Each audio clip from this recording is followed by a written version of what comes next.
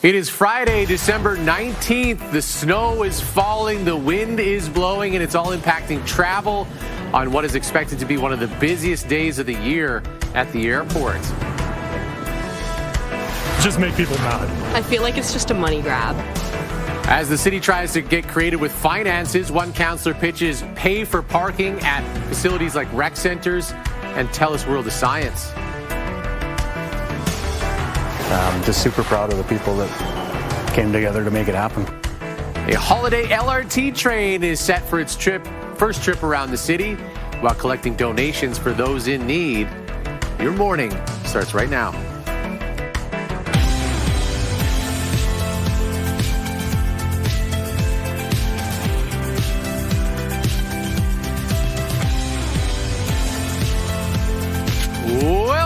Welcome to your Friday morning. Nice to have you here as we start things off, tiptoeing towards the weekend. Big week coming up next week. And Corey, after all that progress, shoveling the snow out of the way after Wednesday, we're back doing it again today. Yeah, we are. At least the snow isn't going to be as heavy. It's the wind, though, that's causing a lot of it to blow around and drift a bit. So windy. Blowing snow to start the day today. The wind chill near minus 30 as we go throughout the day today. And it's cold. After that, the temperature just kind of sits in the negative 20s for a little while, right up until Christmas. I have all those details, your 3, 5, and 10-day forecast as we go throughout the morning, Ken. Thank you, Corey. We'll have more on holiday travel coming up. But first, new data shows that more flu cases were recorded in Alberta last week than any other week in the past 15 years. There were more than 2,300 new flu cases last week. That's more than 500 cases higher than the previous record 2 years ago, according to provincial data that dates back to the 2009-2010 flu season. The data also shows 34 people have died from the flu this season. Doctors are asking Albertans to get vaccinated, stay home if sick, and consider wearing a mask. And the province is scheduled to give an update on respiratory virus season care and system capacity this morning. Primary and Preventative Care Health Minister Adriana LaGrange, Hospital and Surgical Health Minister Matt Jones, and Minister of Assisted Living Jason Nixon will all be speaking. They will be joined by newly minted Chief Medical Officer of Health, Dr. Vivian Suttorp. Dr. Suttorp took over yesterday. She has been the lead medical officer of the health zone for the South for 17 years and has more than 25 years experience in public health and community medicine. Dr. Suttorp replaces Dr. Sunil Sukram, who stepped in as interim chief medical officer of health in April after Dr. Mark Joffe left. Dr. Suttorp says she's honored to accept the role and looks forward to helping ensure the public health care needs of communities across Alberta are met. A judge has lifted an injunction allowing the province to enforce its law preventing youth from accessing gender-affirming care. The law prohibits doctors from prescribing puberty blockers and hormone therapy to those under 16. Egal and Skipping Stone launching the challenge earlier this year. A judge granting an injunction preventing the law from being enforced for a time. Daniel Smith's government invoked the notwithstanding clause to shield the law from court challenge, leading to the injunction being lifted. The government says the law is necessary to protect youth from potentially making life-altering medical decisions they may later regret. The group says they plan to appeal for another injunction based on criminal law. A man in Edmonton is facing more than a dozen new charges related to child luring and sexual assault and will appear in court today. Police have laid 17 new charges against Herman Polani. He now faces a total of 26 charges. He was arrested earlier this year. The Alberta Law Enforcement Response Team alleges the accused was targeting teenage girls through social media before meeting them in person. In April, Alert said investigators had identified 2 victims. It has since found 4 more. Police say the investigation is not yet over. We have identified, or are in the process of identifying, several more victims. And my message to them would be that we are here, we are waiting for you, we are here to support you, walk you through whatever that process looks like for you, walk you through the investigation, walk alongside of you. Alert says Polani used several aliases online, including It's Ariel, Sugaring for a Baby, and Fox in the Hen House. He also went by the name Hemi, and Zane. Prime Minister Mark Carney met virtually with Canada's premiers for the first time since signing a memorandum of understanding with Alberta. That agreement could pave the way for a new oil pipeline to the West Coast, and it's stirring tension with other provinces, especially British Columbia. Mark Villani reports. Mark Carney and Danielle Smith were all smiles last month, but not everyone shared the enthusiasm. Grievances will be aired. A First Ministers meeting is unfolding for the first time since Alberta and Ottawa signed a memorandum of understanding for the potential construction of a new oil pipeline to the West Coast, a deal that didn't come without controversy. The costs involved here are phenomenal. You have Indigenous issues. You have local communities that don't want it. You have environmentalists who are much opposed. One of those opponents is David Eby. The Premier of British Columbia was tongue-in-cheek this week, joking that his kids were attempting to make him buy a series of overly expensive Christmas gifts. They think they have a loophole. They've suggested that they enter into an MOU with Santa to be able to achieve what they're hoping for. And while questions grow over how this could affect Liberal seats in the West, some say Carney is hoping to appeal to Canadians looking for a stronger economy. But even if he gets people who think that it's going to work, that might buy him a bit of leeway. Beyond energy, Carney is also dealing with more crippling threats of U.S. tariffs. If the U.S. wanted to sit down this weekend, we could sit down this weekend and hammer out a sectoral deal. I'm confident of that. Confident in future discussions, but perhaps not as much in the result of anti-U.S. tariff ads put out by Ontario's premier that escalated tensions. Well, number one, that was the best ad that's ever been run, 12.4 billion views. We've lost 60 to 70% of our sales. But Alberta businesses say they've been through enough, pleading for Ottawa to find a solution sooner than later. I hope they come up with a good plan, but you're relying on the U.S. to agree to everything we're asking for, which is not always so easy. Mark Villani, CTV News, Calgary. City Councillor Michael Jans is leading a conversation at City Hall to potentially introduce paid parking at attractions like the zoo and city rec centres. There's no such thing as free parking. That parking is incredibly expensive. There's a carrying cost of those parking lots for the sweeping, the snow removal, the maintenance, the upkeep, and then there's the opportunity cost of that land. Jan says right now taxpayers are footing the bill as council looks for creative ways to stabilize city finances. He suggests drivers who use the lots should pay for the upkeep. City staff are working on a report that will outline how paid parking could work at city facilities. And Jans acknowledges it's likely an unpopular idea, though it could help free up spaces faster at busy rec centers like in Terwillegar. I don't think that that's a solution for anything. It'll just make people mad. If it's not noticeably better road conditions or parking, then it would kind of suck to have to pay for parking that was free. I feel like it's just a money grab. Paid parking could also apply to TELUS World of Science. The facility is independently operated, but the city owns the parking lot. A spokesperson confirms it is discussing paid parking with the city. Michael Jan suggests parking fees should be flexible. People from out of town could pay more and low-income Edmontonians less. The city report is due in May. And the very first holiday train in Edmonton will be on the rails this weekend. A team of ETS employees has been decorating the train, taking inspiration from the CPKC holiday train that rolls through Alberta each year. This holiday train is a partnership between ETS and the United Way. The United Way is in need of warm winter clothing and will be accepting everything from gloves, toques, jackets and boots. Cash and card donations will also be accepted, though you can't actually ride this train. We aren't allowing passenger boardings on this vehicle. It's not equipped for riding passengers of the public, but we will have a light rail vehicle accompanying this one, accepting donations to the United Way. The train starts at Clairview Transit Centre tomorrow evening at 5:15 and will make stops at Stadium, Central, Corona, and Southgate stations. Well, that will look so nice rolling through the streets of the city tomorrow night.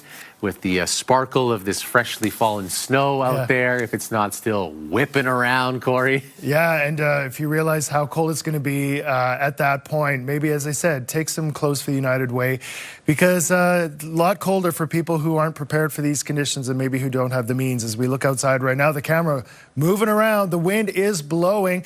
The snow has eased a little bit, but it is blowing around and drifting. As we take a look at our almanac for today, another reverse temperature trend.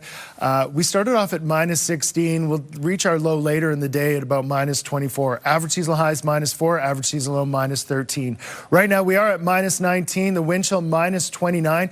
It'll be close to minus 30 as we go throughout the day today. At the airport, temperature there minus 19, the wind chill minus 31. So windy to start, some blowing snow still this morning expected. The wind will ease slightly as we go throughout the lunch hour and afternoon. Still gusty, though, and with our temperature dropping a little bit, our wind chill, again, will be around minus 30 as we go throughout much of the day. We'll see some breaks in the cloud later into the afternoon. Tomorrow, minus 29 to start, minus 21 for a high. More sun for tomorrow. Slight chance of evening flurries. And then Sunday, minus 27 to start, minus 23 for a high. A little bit more cloud. As we go throughout the evening and overnight, a chance of some flurries. Your 5 and 10 day forecast still to come. Ken. All right, thank you, Corey. Well, the Edmonton Oilers finish their 5-game road trip tomorrow afternoon in Minnesota after what could be a costly victory in Boston last night. Shoots to the save, make rebound, score! Quinn Hudson, his first in the National Hockey League. Quinn Hudson finding the back of the net in his 4th career NHL game. That holds up as the game winner. Connor McDavid adding one more on a shorthanded breakaway. Oilers win 3-1. However, new starting goaltender Tristan Jarry left this game with a lower body injury. So he was hurt on this play right here. Calvin Pickard then came in, stopping all 12 shots in relief. Jarry's status is unknown this morning. Head coach Chris Nomlock did not reveal any details of the injury post-game. So we will keep you closely updated on the condition of Tristan Jarry as we look at the condition of the roads. There is this crash off Parsons Road near 31st Avenue. So heads up if you're a South End commuter and that is part of your drive. As Corey has mentioned, the snow is falling. It is drifting out there. There are icy sections from the previous snow this week. So once again, give yourself time and space on the roads, in parking lots, and wherever you're going through the city. Got to get through this one, again, together to make sure we're all safe. Well, still ahead, protesting with potatoes. Farmers in Europe flood the streets with vegetables, plus making the most of the winter storms, strapping on skates for a very Canadian moment. Here's a look at your Edmonton gas prices. Hey, coming down just a few point cents of a litre. Once again, the average gas cost now $1.13.6. Highest gas price hasn't changed. It's $1.21.9. And going up a little bit is the lowest gas price, $1.02.9 at the fast gas on Hermitage Way.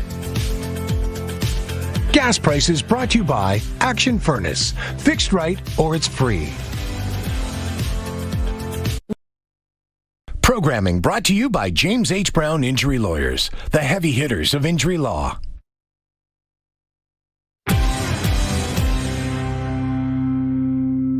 The suspect in the Brown University shooting has been found dead after a tip from the public helped police crack the case. Law enforcement collectively believe that we have the person, that we identified the person, and that person is dead, and that he was the person responsible not only for the Brown shootings, but for the Brookline shooting. Police say Claudio Neves Valente was a former Brown student and Portuguese national. He was found dead Thursday from a self-inflicted gunshot wound inside a storage unit. Investigators believe Valente is responsible for both the shooting at Brown and the killing of a Massachusetts Institute of Technology professor. Officers say that the professor attended the same academic program as the suspect in Portugal between 1995 and 2000. A long wait for justice is over for an Ontario man wrongfully convicted of killing a 10-year-old girl. I didn't kill Darla. I don't want to be going to my grave labeled that way when it's not true. In 1990, Timothy Reese was found guilty for the murder of 10-year-old Darla Thurrott. He was given a life sentence and spent 23 years in prison. Ontario's Court of Appeal set aside the conviction earlier this year when a crucial piece of evidence emerged. It was a recording of a police interview with a landlord, which was never disclosed to the defense. Reese's wait to clear his name took its final step yesterday when the Crown officially withdrew the second-degree murder charge against him. Prime Minister Mark Carney says trade talks that could lead to tariff relief likely will not restart until CUSMA comes up for review.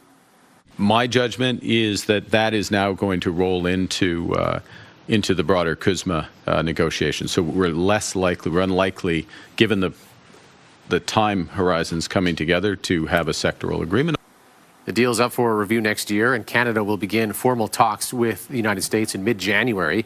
Prime Minister Mark Carney also says Canada and the United States were close to a deal on tariff relief for sectors like steel, aluminum, and lumber, but that was before Ontario started airing anti-tariff ads in the U.S.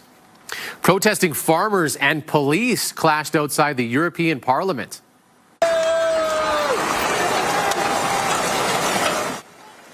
This is in Brussels, where one farmer dumped a truck full of potatoes on the street. Farmers in Europe are angry over a trade deal between the EU and South America. They say cheaper products flooding the market will hurt their bottom lines. And people across the prairies are plowing out of the snow left by storms this week, though this person is taking it all in stride.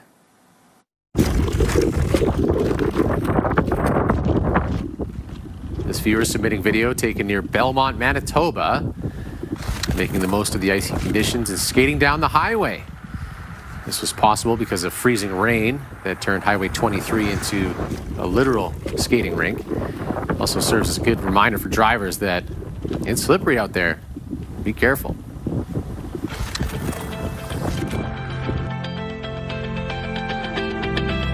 School Day Forecast is brought to you by the Alberta Teachers Association. Strong schools equal a strong Alberta. 6:22, you're taking a live look at downtown Edmonton. The camera's shaking around a little bit. Blowing snow right now here in the city. It is cold as well, and our temperature will drop off a few more degrees as we go throughout the day today. -19 right now. Jasper, the temperature has finally fallen off, -19 as well. Let's factor in the wind. Feeling like -29 in Jasper. Our wind chill is the same. Fort McMurray wind chill -35 and Fort Chipewyan -39. Here's your school day forecast brought to you by the Alberta Teachers Association. Strong schools equals a strong Alberta. Temperature dropping a little bit more as we go throughout the day. Blowing snow this morning, and then as we go throughout the afternoon, a little bit of sun breaking through. Northeastern part of the province, there's a cold warning in place north of Fort McKay. Peace River still under a snowfall warning. It's been a little bit heavier in that area. Us here in Edmonton, Drayton Valley, Red Deer, all the way to Lloyd, Drumheller, blowing snow advisory is in place. We're not seeing super heavy snow, but it is blowing around, reducing visibility, drifting in some areas, and creating some poor conditions on roads. Fort McMurray, down to Cold Lake, snow there. Westlock, Whitecourt as well. And as we take a closer look to us here in the city, a little band moving through right now, some snow moving through Stony Plain and Spruce Grove. That'll come through, so we will see it intensify a little bit as we progress throughout the morning, but then into the afternoon, we'll see the sun break through. Temperature for today, as I said, dropping a little bit. It'll feel closer to -30 as we go throughout the day today. And then the wind eases as we go throughout the evening. I have your 5-day forecast next time we chat weather. Hello there, Kara Wagland inside the Sports Center newsroom with your must-see moment from Thursday. And for it, we head to Buffalo, where the Sabres were hosting the Flyers. Rasmus Dahlin cutting towards the net. Drops it between the legs of Tage Thompson, who waits and then scores. Dahlin with a beautiful pass to find the wide open man. Thompson going to do the rest. He's now scored in 5 straight games, and Buffalo winning their 4th in a row. Big night in Buffalo. It is your must-see moment from Thursday. And coming up tonight on TSN, we got some college football playoffs for you. First round, Bama taking on Oklahoma. Kickoff for that one is set at 8 p.m. Eastern. That's all for now from Sports Center. Have a great day.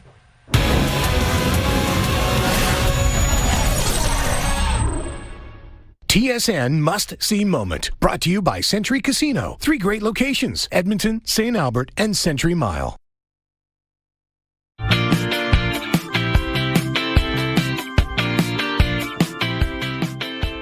On Fridays, we reflect on the week that was, and a lot flying around the last couple of days, quite literally. But I wanted to highlight the Oilers' efforts. They're on a bit of a heater, and Tuesday night was a big night. First of all, Leon Draisaitl scoring 1,000 career points. Wow. Specifically, the shirts that they were all wearing after it happened with this smoking at his wedding. I thought that was handled very well. But I thought the players were great in their reunion with Stuart Skinner and Brett Kulak. This seemed to be all handled with a lot of grace, which was very cool. A lot of fans, of course. It was tough seeing Stuart Skinner in a different uniform and getting scored on so much by the Oilers. But I thought they did all that with quite a bit of grace. Now, Tristan Jarry got injured yesterday. We'll see how that all unfolds. We don't know anything about the injury at this point, but I thought as a whole, the players handled themselves very well. It's probably a tough trade with Stuart Skinner leaving. Yeah, they've been through a lot together. Yeah, exactly. So, yeah, that is a big transition and a tough one. And now to my slam dunk for my best of the week.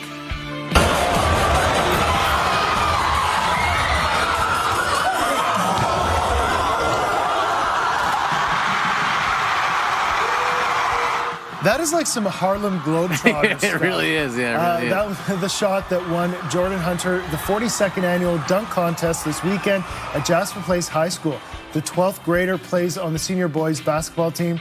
His dunk has since spread across social media, including a post from TSN. Hitting that dunk and getting swarmed was epic. It was so epic. I didn't practice as much as people might think. It was just a couple times during practice. Just a couple times during practice. Hunter also has talents off the court. He sang and played piano during the dunk contest opening ceremonies. Wow. Wow. It's a one-man show. Yeah, that's so cool. Yeah. Air Jordan indeed. That's very fun. Very fun cool stuff. And just a special shout out to all of you who have been helping dig out from all this snow. The contractors, the city plows, everybody else, good job clearing the way for people who can't do it themselves. If you've helped a neighbor or others in your community this week, way to go. We are closer as a community when we do things for others. And we're a hardy people after all, aren't we? I think we are. And when I see that viz, you don't know how much I would love one of those like industrial snow blowers. Right? Just blowing out, like, that would be awesome. And everybody who cranked up the snow blowers, going down the whole streets this week. My neighbors did that. Thank you so much. Yeah, it was in the cul-de-sacs, all that sort of stuff. Way to go, everybody. Yeah, I knew.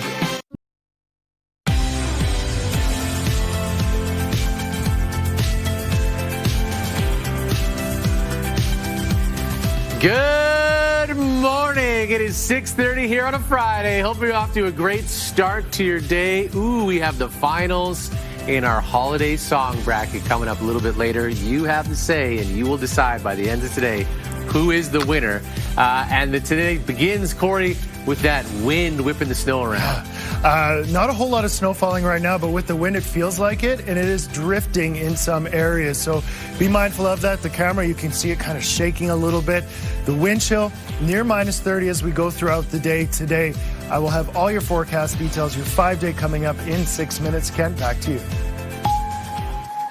All right, thank you, Corey. Well, the airport says today is one of the busiest of the year, and if you're flying or picking people up, be prepared for longer lines. CTV's Nicole Lampa is there at the airport for us this morning. So, Nicole, the snowstorm earlier in the week had an impact on flights. It's not ideal conditions again today. What's it like there now? Well, Kent, it is super busy here right now. We should note there were already a couple of cancellations earlier this morning. There is one later today. Not sure if it is weather related. And those are for inbound flights. For outbound flights, there is one cancellation and a few delays. Again, not sure if it is weather related. Airport officials say they are doing what they can because they know this is a stressful time of year.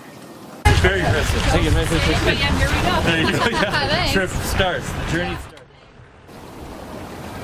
Volunteer elves are already out helping those with their bags this morning. Roughly 28,000 travelers are expected to go through this airport each day during the holiday season, with the 24th, 27th, and today to be expected the busiest time of year. Travelers who are heading out are excited for where they're going to. It's the worst winter we've seen in years, and it's wonderful going to Mexico at this time of year for Christmas with our whole family.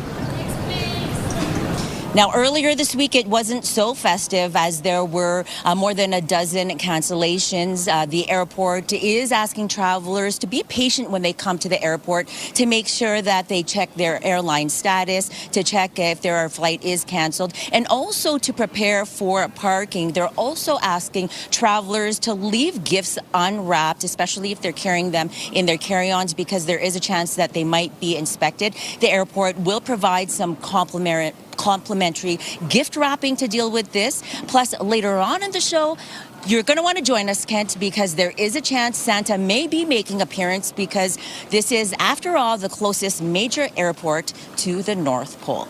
Kent. Okay, looking forward to it. Nicole, thank you.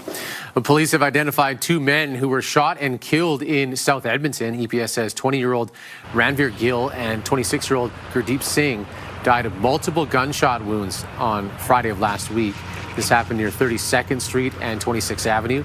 Police are looking for information on a dark-colored SUV that may have been in the area at the time. It's also looking for any dash cam or security footage from the area. Police believe the killings were targeted. And we'll have more on this investigation as it continues. RCMP have charged 14 people considered priority offenders who are known for or suspected to be involved in crime at oil, electricity, and critical infrastructure sites. Arrests happened between November 24th and December 5th. 2 of them made in Parkland County. Police say they caught the offenders leaving one of their homes in a stolen vehicle. RCMP tried to intercept them on Highway 16. Video from RCMP Air Services shows one of the cars driving into oncoming traffic. And now he's endangering the lives of innocent travelers. So for us, that's always a concern of what they're prepared to do to get away with the crime. Both suspects were eventually apprehended. An explosion has destroyed part of Tabor Arena. Video shows the damage to the walls, roof, and gas lines. The explosion happened Wednesday afternoon in the Zamboni area. No one was injured, but there were people using the facility and working there at the time of the explosion. The town says the arenas and curling club are closed until further notice.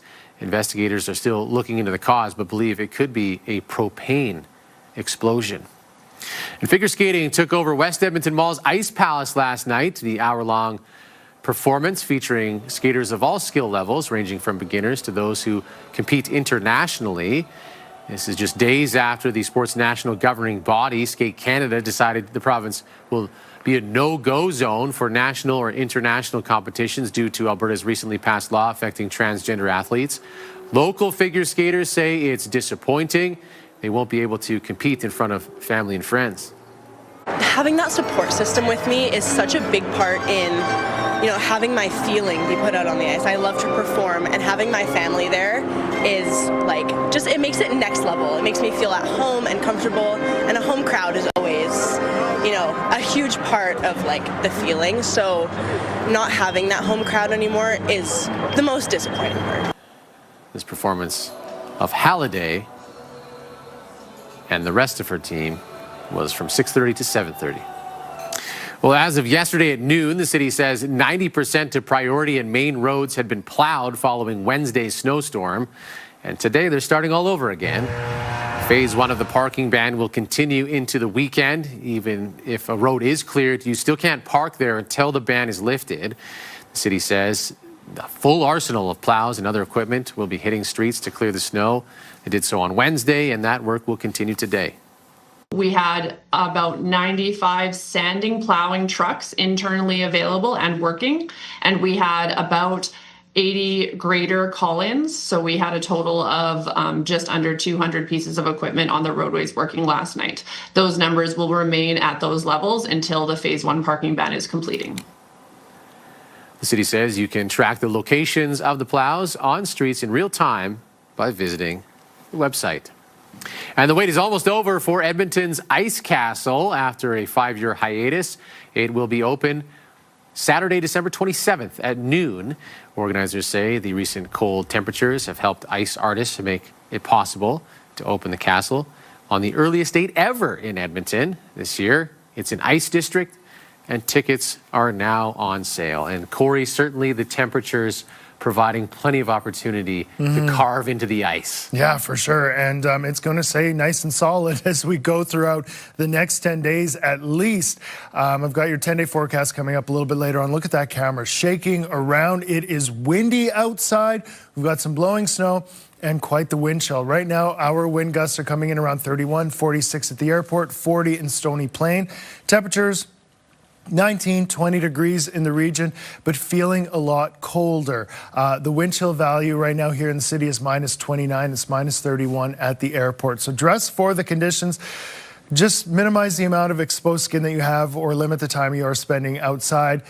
When it's windy like this and this cold, makes you really susceptible to things like frostbite. Temperature will actually drop off a little bit throughout the day today. Wind gusts around 50 this morning, a little bit lighter as we get into the afternoon, but still feeling the wind chill around minus 30 as we go throughout the day. Some blowing snow this morning and then some breaks in the cloud this afternoon. For tomorrow, minus 29 to start, minus 21 for a high. Light wind tomorrow, slight chance of evening flurries. Minus 23 on Sunday. As we go throughout Sunday evening and overnight, we could see a few more flurries. Then Monday, Tuesday, minus 22 and minus 21. So remaining cold as we go throughout the next 5 days. I have your 10-day coming up in 15 minutes. Kent. Thank you, Corey. Let's take a look at the roads. White Mud Drive and Gateway Boulevard. Here they all come. Looks like we just got a green light. Traffic moving steadily. You can see the lines there in the roads and the wind blowing the flags. Those are the things you're going to have to deal with as you head out on the roads today. Certainly those intersections, bridge decks, likely going to be a bit slippery. Drifting and blowing snow reported on the Yellowhead. Poor conditions there. And Gateway and the Henday also reporting poor conditions with visibility an issue as the car in front of you likely picks up some of the snow. So you're going to need to take your time, maybe slow down a little bit to get where you need to go safely today. We're all in it together. A little grace will go a long way. Well, coming up, we are crowning the champion of Christmas today. You will decide the winner of our holiday song bracket. That is next. Plus, it's been a cold, wintry week. But did Edmonton's only morning meteorologist nail his forecast? Corey versus Corey is in 10 minutes. And your last chance to help us build a mountain of toys for kids in need. Kim joins us live on location with how you can help. That's after 7 o'clock. So stay with us.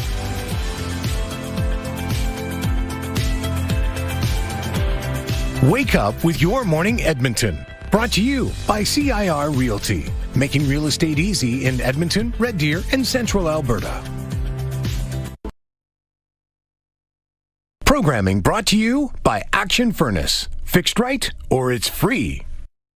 Well, quite frankly, the stakes have never been higher when it comes to local morning TV holiday brackets. That's true. We're down to the final two.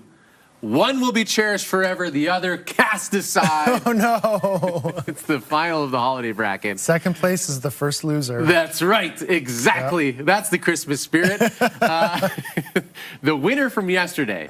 Let's get to the winner from yesterday in the semifinal. Silent Night. Yes. Taking out Bing Crosby, and it's beginning to look a lot like Christmas. Silent Night moves on to our delight. I love Silent Night. This is a great song. I do too. In today's matchup, it continues. Rocking Around the Christmas Tree versus Silent Night. Wow. It's going to be quite the matchup. The vibes couldn't be different. Very different.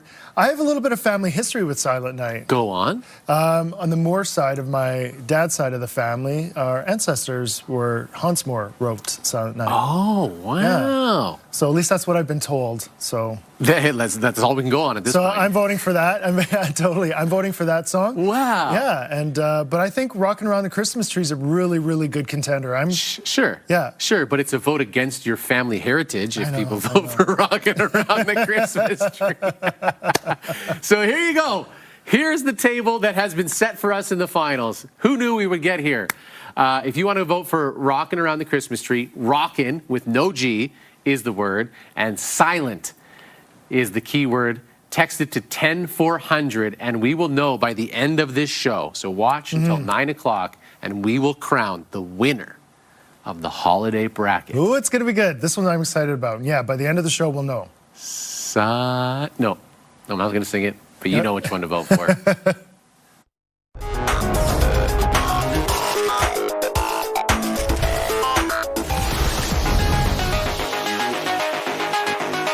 and I, we know this, and many of you at home as well. Fashion. It sure can be fun. Yep. But it's not for everybody. No.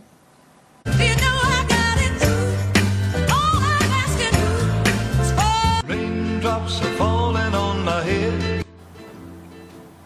What? Okay, so apparently that was her hair? Yes, this is going on the internet, where you tie your hair into a tie. No. But it's only for those with the long locks. If your hair's not long Maybe enough. she could do a bow tie. Something small. I don't know how I feel about that. Hair is hair, but it's just a little... Why? That doesn't seem practical at all. Yeah. How do you turn your head if your hair's tied into your collar? Totally, eh? I don't know. Maybe make a turtleneck instead. What would you say if your taxi pulled up and this guy was behind the wheel?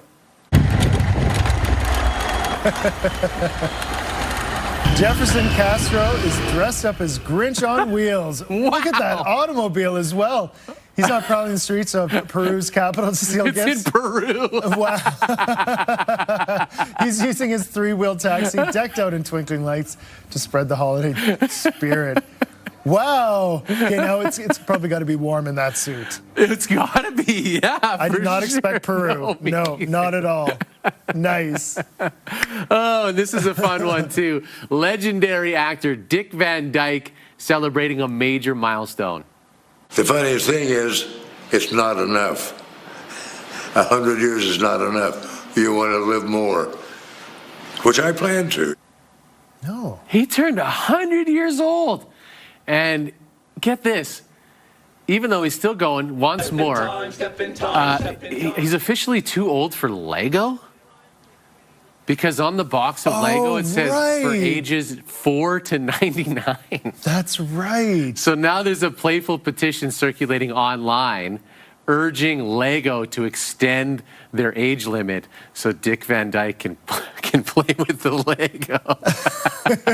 He'll get maybe a little special Lego set. Yeah, that'd be Van Dyke nice. Show with, you know, how they do all the different shows and stuff. That might be kind of cool. Yeah, the set of his own show. That'd be very fun. Dick Van Dyke's 100. That's amazing. And I feel kind of bad. I was like, oh, he's still alive? Yeah, I didn't he realize. is. 100 and years he old. can play with Lego if he wants to. Exactly. Well, still ahead, hundreds of single parents expecting at least one gift under the tree this year thanks to the Little Santas event. We have more after the break.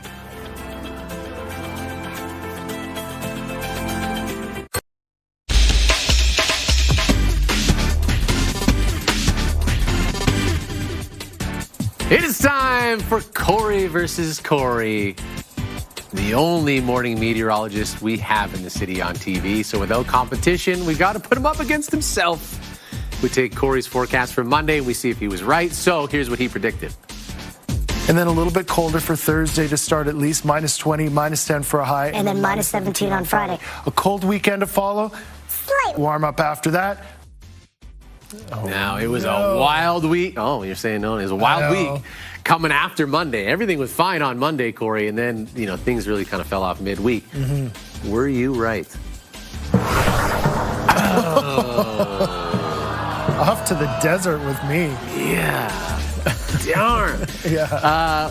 What happened here this week? Well, just a couple of those Alberta clippers really developed, and then just, we didn't see the warming that it was looking like we would see at the beginning of the week. We did make it to -13, so it was a few degrees off, but, the cold just was clinging down a little bit further to the south and thought it would push back a little bit more to the north, but that wasn't the case. Is it tough when there's wind, there's snow, there's pressure? Is that all kind of just mix it around to make it tricky to predict? Yeah, especially when you get this really heavy or cold Arctic air that kind of comes down, it's harder to push it back up, and so that can be, look at some of the model data showing that it looks like it's going to push back up, but it just kind of is holding in place, so sometimes, Tough weather week. It was. Tough one. But we'll get him next time, champ. Okay, sounds good.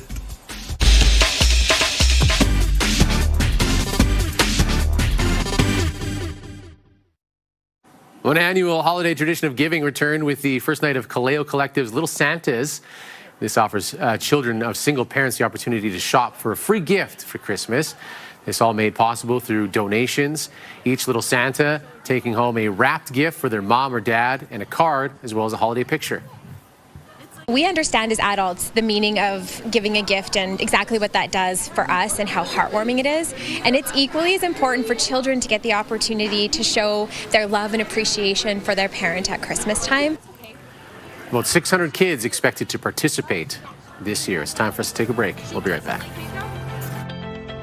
Programming brought to you by Action Furnace. Fixed right or it's free. School Day Forecast is brought to you by the Alberta Teachers Association. Strong schools equal a strong Alberta. 6:57, blowing snow right now here in the city. We were tracking some snow that was moving over Spruce Grove and Stony Plain, now in the city. And with that, the wind just blowing it around, reducing visibility, causing some drifting as well. We are at -19. With the wind, it feels like -30 or a little bit lower. So really dress for these conditions. The wind chill is going to be sticking around as we go throughout the day today.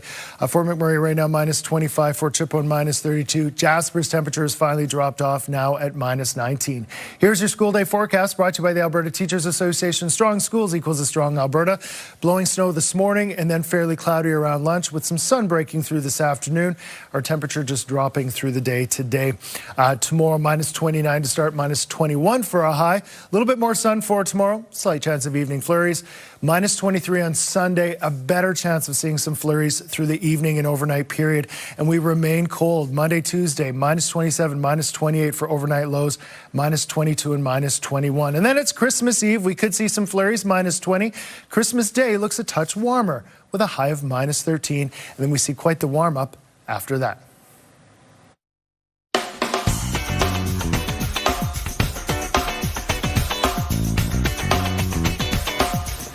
It is December 19th, and we have these milestones to share. Happy 8th birthday, Haven. Love Mom, Dad, Hudson, Baba, and Guido.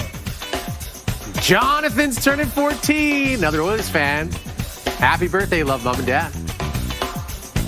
Happiest 9th birthday goes out to Oakland. Love Grandma, Papa, Mom, Dad, Madden, Tatum, Ara, and Nene. Look at Cyril with the Dodgers World Series ring. Wow. Wow. Bold move. Bold move, Cyril. Obviously, you've had a pretty good year this year. Cyril, happy birthday. Glynis loves you, and you're the best dad to Kennedy and Pierce. Have a great day. Stay tuned. We've got more milestones coming up in the next hour.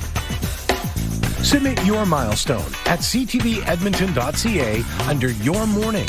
You could win a $100 gift card to Coolman's Greenhouse, which we draw for every week. Time for a quick morning mystery. It's a garment that started making an appearance in the 1950s. During the 1980s, it hit the mainstream thanks to pop culture and comedies with goofball dad characters like Chevy Chase's Clark's Griswold and National Lampoon's Christmas Vacation. The first themed get-together celebrating it took place in Vancouver, British Columbia in 2002. Has to be. Must be. Can only be. Ugly Christmas sweater? Yeah. Christmas sweater. It's become quite popular. Today is Ugly Christmas Sweater Day. The news you need to start your day begins right now. Here on Friday, December 19th. The snow is falling, the wind is blowing, and it's all impacting travel on what's expected to be one of the busiest days of the year, especially at the airport. It'll just make people mad. I feel like it's just a money grab. As the city tries to get creative with finances, one councillor pitches pay for parking at facilities like rec centers, the zoo, and TELUS World of Science. I'm just super proud of the people that came together to make it happen. And a holiday LRT train is set for its first trip around the city while collecting donations for those in need. Your morning starts right now.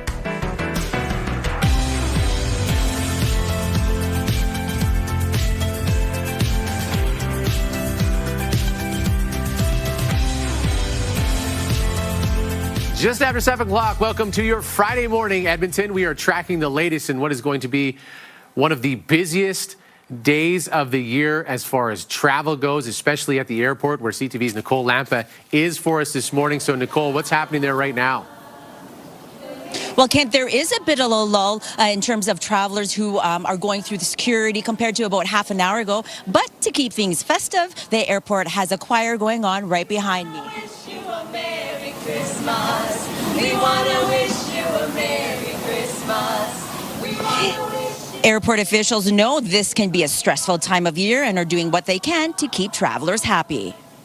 Merry Christmas. Take it, Merry Christmas. Yeah, here we go. There you go. Yeah. Trip starts. The journey starts. Volunteer elves are already out greeting passengers as they arrive in the departures area. It's expected as many as 28,000 travelers a day will come and go out of this airport this holiday season. Today is going to be one of the busiest days of the year, and so are the 24th and the 27th. Travelers are excited for where they are heading to. Well, it's going to be nice. I mean, the important part is being with family. We're meeting my son from Vancouver down there, so the two sons. I have my two sons. So, and it's my birthday tomorrow.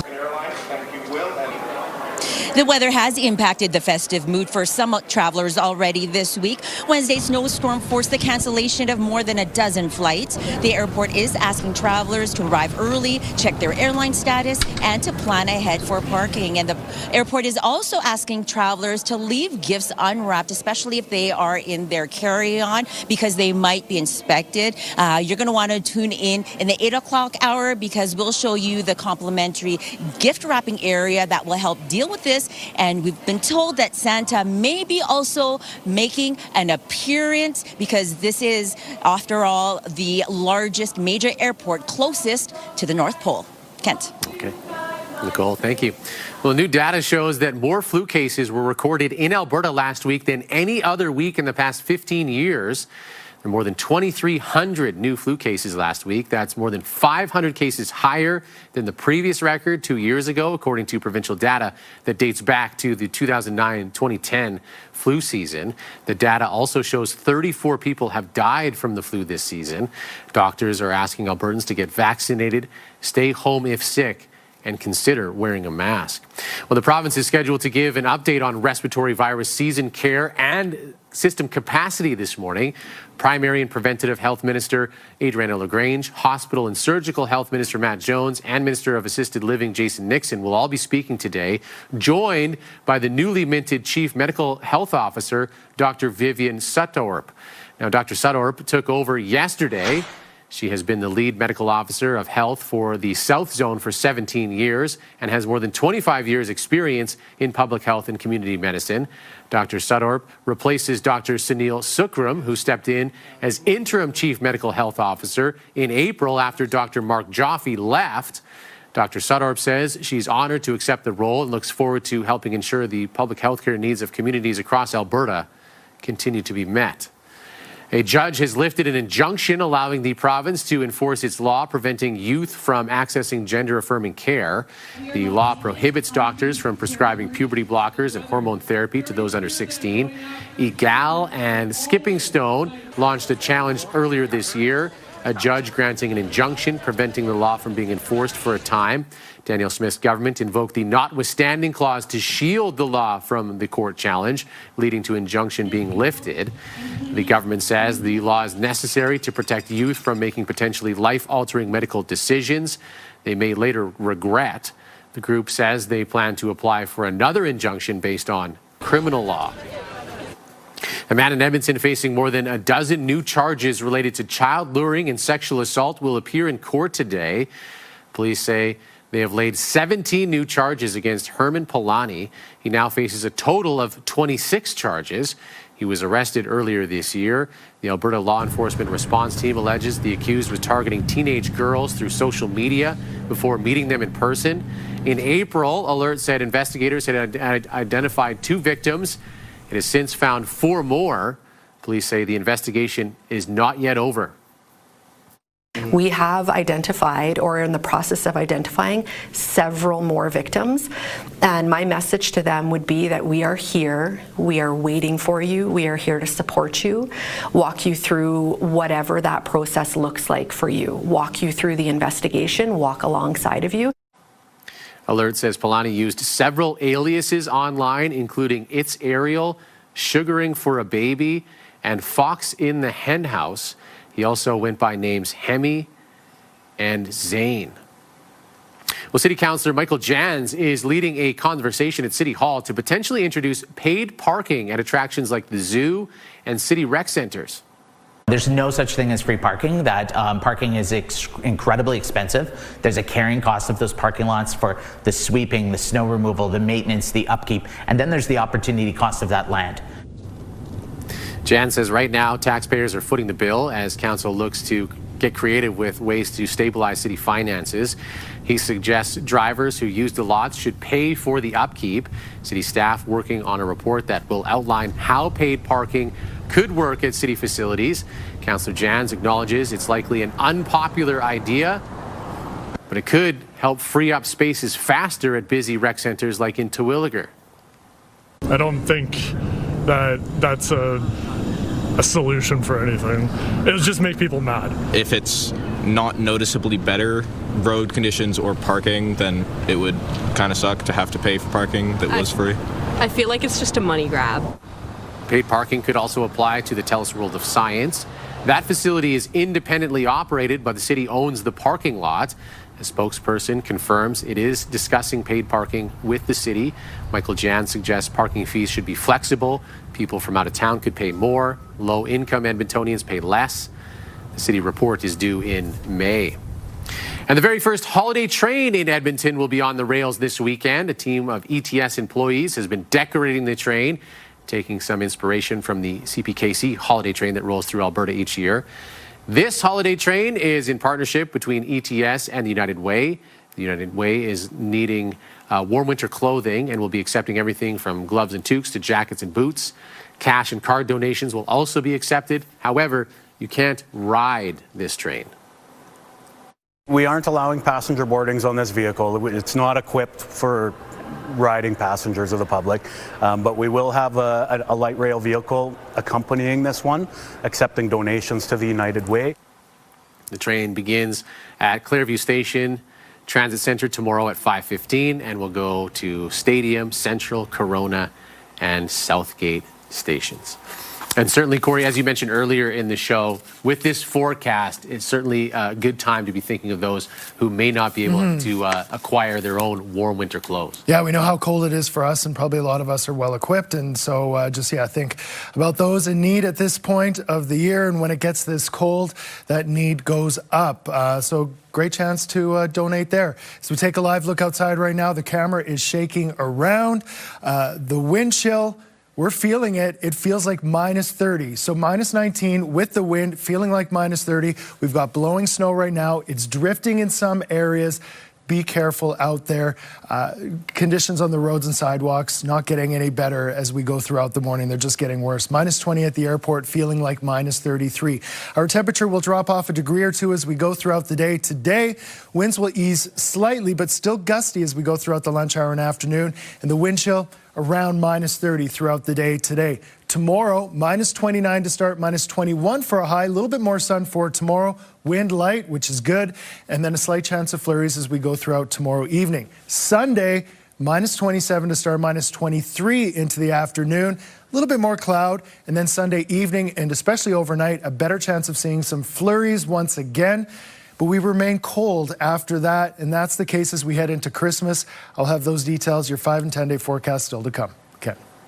Thank you, Corey. Well, the owners of a local Ukrainian restaurant say they are looking at the positives after they were rejected by the judges on the reality TV show Dragon's Den.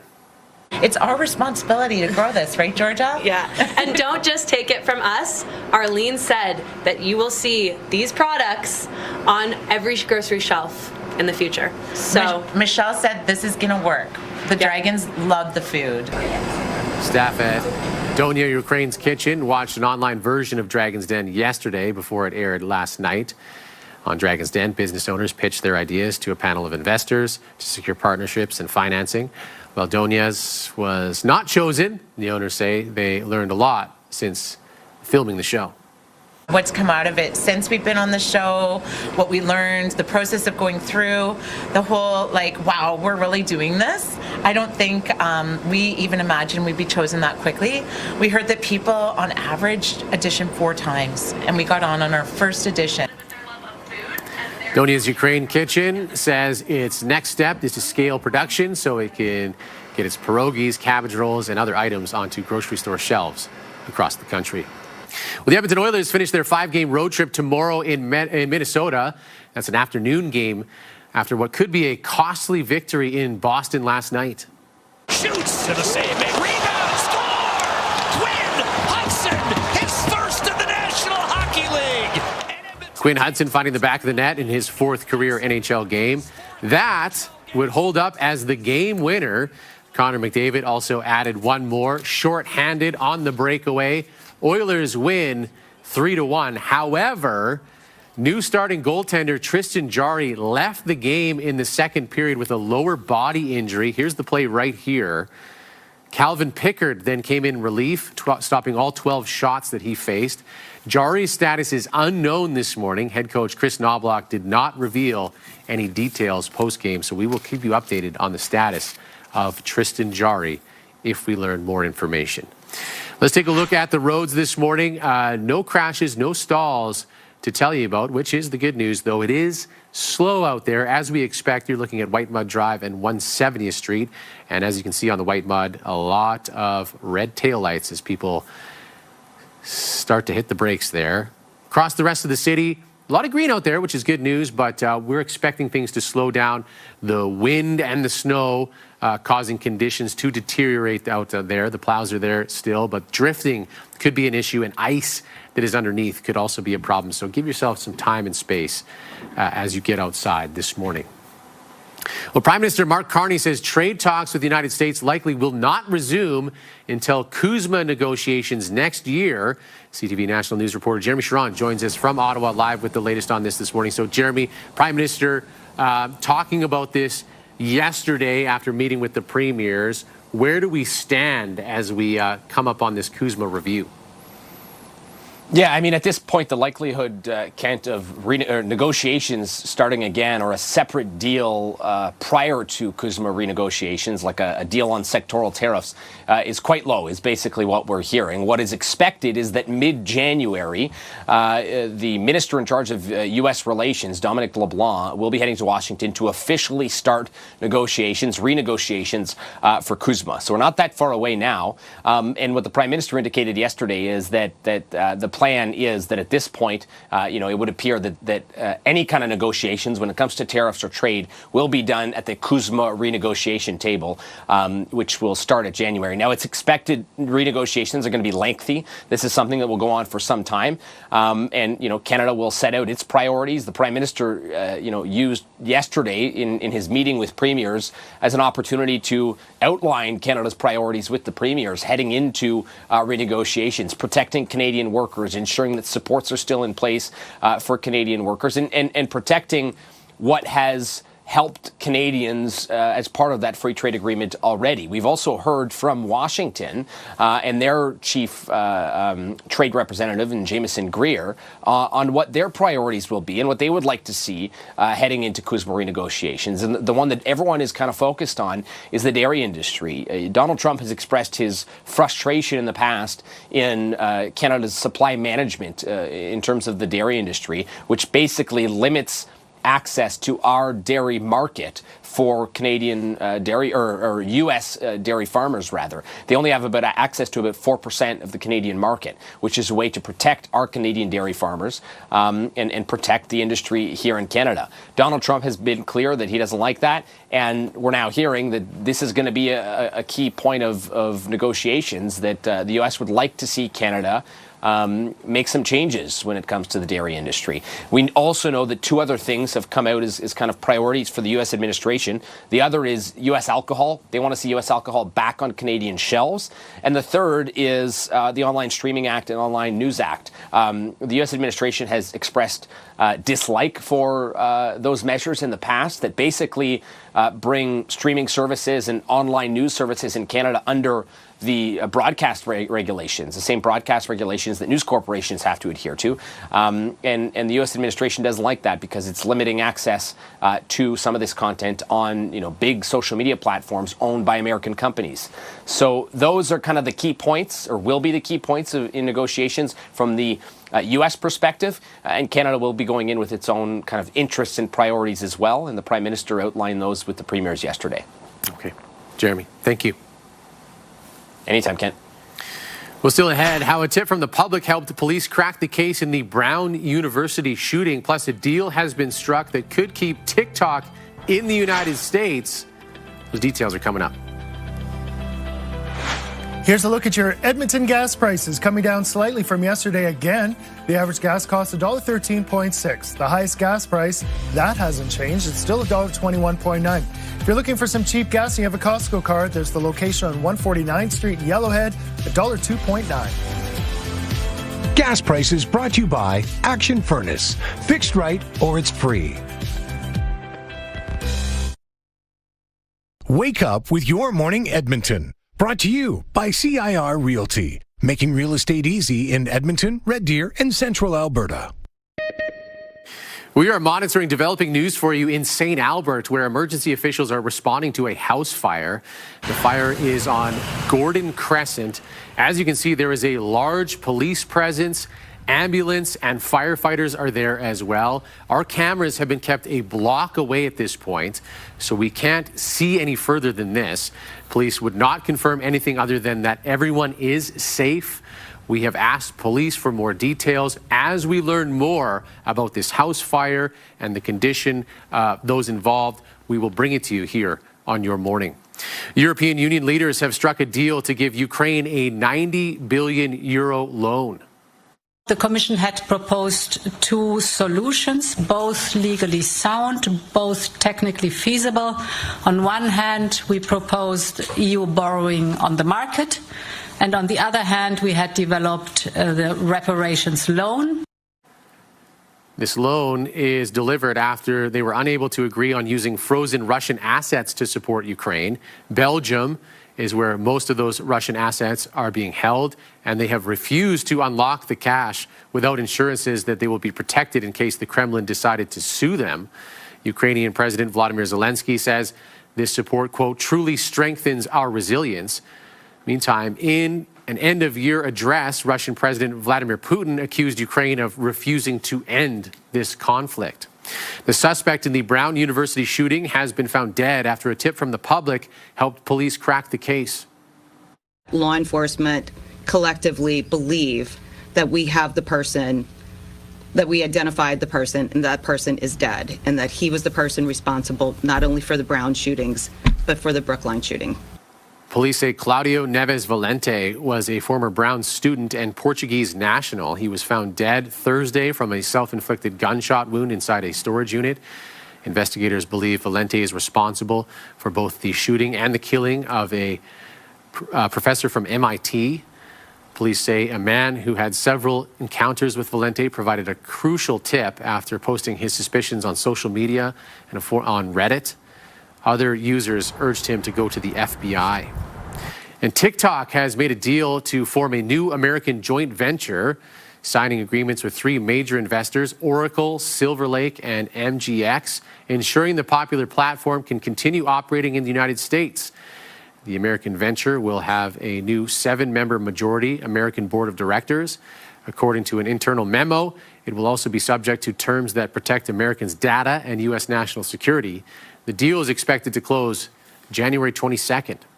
And if you have yet to mail out your holiday cards, you might be too late. According to Canada Post, letters sent through regular mail and to local destinations have to be in the mail today to arrive in time for Christmas. If they're headed to regional or national locations, it's too late. As for packages, it's also the last day to send them locally. You can still pay for priority shipping to get them there in time up to the 23rd.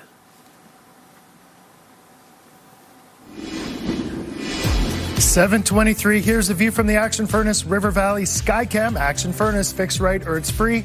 -19. The snow has eased, but we are still seeing a bit of a wind, and so that could be blowing some of that snow that we received around, causing some drifting. As we take a look at some temperatures throughout the province, there we go. We are seeing cold Arctic airs pushing further to the south. Jasper's temperatures even dropped off. They were not too far from the freezing mark yesterday, now at -20. We are at -19. Factor in the winds, and it feels a lot colder. Our wind chill -30. Jasper feeling like -29. Fort Chipewyan under an extreme cold warning. Their wind chill right now close to -40. That is in place for the northeast corner of the province. Snowfall warning is in place for Peace River, areas north of Grand Prairie. They've been seeing some consistent snowfall. For us here in Edmonton, blowing snow advisory, areas to the east, south, and southeast as well. Fort McMurray down to Cold Lake, seeing some snow. Where you see the purples, those are heavier amounts. That's the case north of the city right now, east of Westlock. Bit of a break from the snow, but another band approaching Stony Plains. We'll see a little bit more pass through, and then the cloud will start to break later in the afternoon. Our temperature dropping to about -20, feeling like -30. A new country music experience is coming to Edmonton. Boots and Hearts West is at the Fan Park Ice District, August 28th and 29th, 2026. We are giving you the chance to win a pair of 2-day VIP passes. Enter at ctvedmonton.ca. Kent. Thank you, Corey. Well, Prime Minister Mark Carney met with Canada's premiers for the first time since signing a memorandum of understanding with Alberta. That agreement could pave the way for a new oil pipeline to the West Coast, though it is stirring tensions with other provinces, especially British Columbia. Mark Villani reports.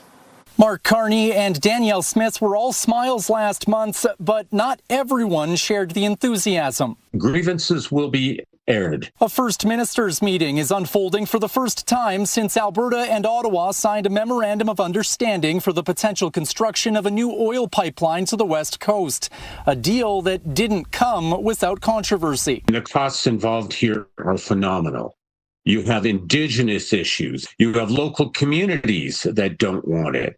You have environmentalists who are much opposed. One of those opponents is David Eby. The Premier of British Columbia was tongue-in-cheek this week, joking that his kids were attempting to make him buy a series of overly expensive Christmas gifts. They think they have a loophole. They've suggested that they enter into an MOU with Santa to be able to achieve what they're hoping for. And while questions grow over how this could affect Liberal seats in the West, some say Carney is hoping to appeal to Canadians looking for a stronger economy. But even if he gets people who think that it's going to work, that might buy him a bit of a leeway. Beyond energy, Carney is also dealing with more crippling threats of U.S. tariffs. If the U.S. wanted to sit down this weekend, we could sit down this weekend and hammer out a sectoral deal. I'm confident of that. Confident in future discussions, but perhaps not as much in the result of anti-U.S. tariff ads put out by Ontario's premier that escalated tensions. Well, number one, that was the best ad that's ever been run, 12.4 billion views. We've lost 60 to 70% of our sales. But Alberta businesses say they've been through enough, pleading for Ottawa to find a solution sooner than later. I hope they come up with a good plan, but you're relying on the U.S. to agree to everything we're asking for, which is not always so easy. Mark Villani, CTV News, Calgary. So still ahead, local figure skaters respond to Skate Canada's pulling out of Alberta events due to legislation around women's sports. The home crowd is always, a huge part of the feeling. So not having that home crowd anymore is the most disappointing part. And Edmonton's ice castles are nearly ready. We will tell you when you can go check them out.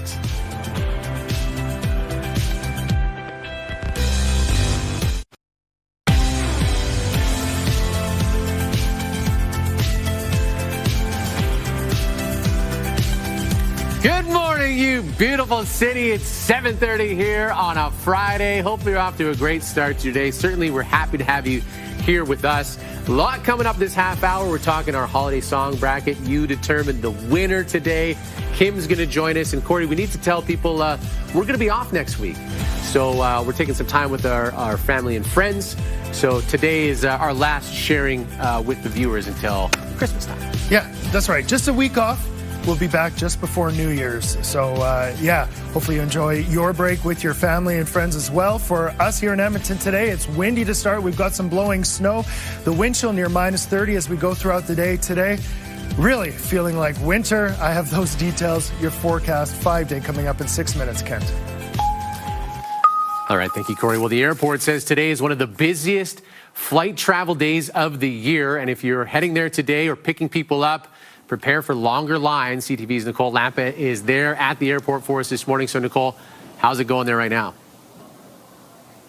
Oh, Kent, it is super busy here this morning. When we arrived, the lineups were very long for travelers going through security this morning, and they were greeted by a choir. Rudolph, with your nose so bright, won't you guide my sleigh tonight? Get all the Volunteer elves were already out greeting passengers as they arrive in the departure area. Just one of the many festive things happening here at the airport today. Joining us right now is Erin Isfeld with the airport. Erin, talk about how busy it's going to be over the next week here. Good morning, Nicole. Yes, we are expecting really high passenger volumes. Obviously, it's a very popular time of the year to travel. So specifically today, we're looking at about 24,000 passengers coming in and out of our airport. Obviously, we know that the weather outside isn't the best today. Mother Nature has thrown us a few wrenches this week, but certainly we're just encouraging people to get to the airport a little bit earlier just to ensure that they're giving themselves proper time to get through security and to really have that bit of a relaxation period before they have to take that flight. What other tips or advice would you give for travelers before they get here? Definitely check the status of your flight before leaving home. It's all on flyyeg.com. You'll be able to see everything in real time to know how your flight is doing, if there is potentially a delay. Certainly with weather like we've seen this week, we may see a few of those certainly this week. Also, take a look at how much time you need before your flight. So 2 hours before a domestic flight, 3 hours before an international flight, and also take into consideration what you might be bringing through. Do not have any of those wrapped gifts coming through because we know that security may need to take an extra little look at those. So make sure that those are unwrapped, and we do have a complimentary gift wrapping station here post-security for you for that purpose. For people who are traveling and are worried about their cancellations, their flight getting canceled, whose decision is that and why does it happen? It really is dependent on the situation. And certainly this week we saw a lot of our airlines preemptively canceling these flights because of the weather that was moving in. And so there's a lot of conversation that happens at that airline level. And certainly as an airport, we're in constant contact with those airlines to understand what are some of their pressures, what are they seeing in other jurisdictions. Maybe there's weather somewhere else. Maybe there's situations that they're dealing with. So we're really talking to them at all times to ensure that we have not only a safe and secure travel for all of our passengers, but to ensure that we're on time and to make sure that we get people off and to their destinations when they want to be there. Well, thank you so much for joining us this morning. And Kent, you're going to want to stick around because we understand that Santa may be making an appearance this hour here at the airport because this is, after all, the closest major airport to the North Pole. Kent. Okay.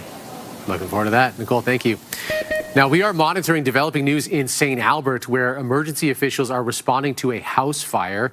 This is on Gordon Crescent. We are near there, but have not been able to get any closer than this. Large police presence, as you can see, ambulance there as well, and firefighters. Our cameras have been kept about a block away. So this is as much as we can see right now. Police not confirming anything other than everyone involved is safe. As we learn more about what's happening here, we will bring it to you here on Your Morning. And police have identified 2 men who were shot and killed in South Edmonton. Edmonton police saying that 20-year-old Ranveer Gill and 26-year-old Gurdeep Singh died of multiple gunshot wounds last Friday. It happened near 32nd Street and 26th Avenue. Police now looking for information on a dark-colored SUV that may have been in the area at the time. They're also looking for dash cam footage and security footage from the area. Police believe the shooting was targeted. And RCMP have charged 14 people considered priority offenders who are known or suspected to be involved in crime at oil, electricity, and critical infrastructure sites. Arrests happened between November 24th and December 5th. 2 of them made in Parkland County. Police say they caught the offenders leaving one of their homes in stolen vehicles.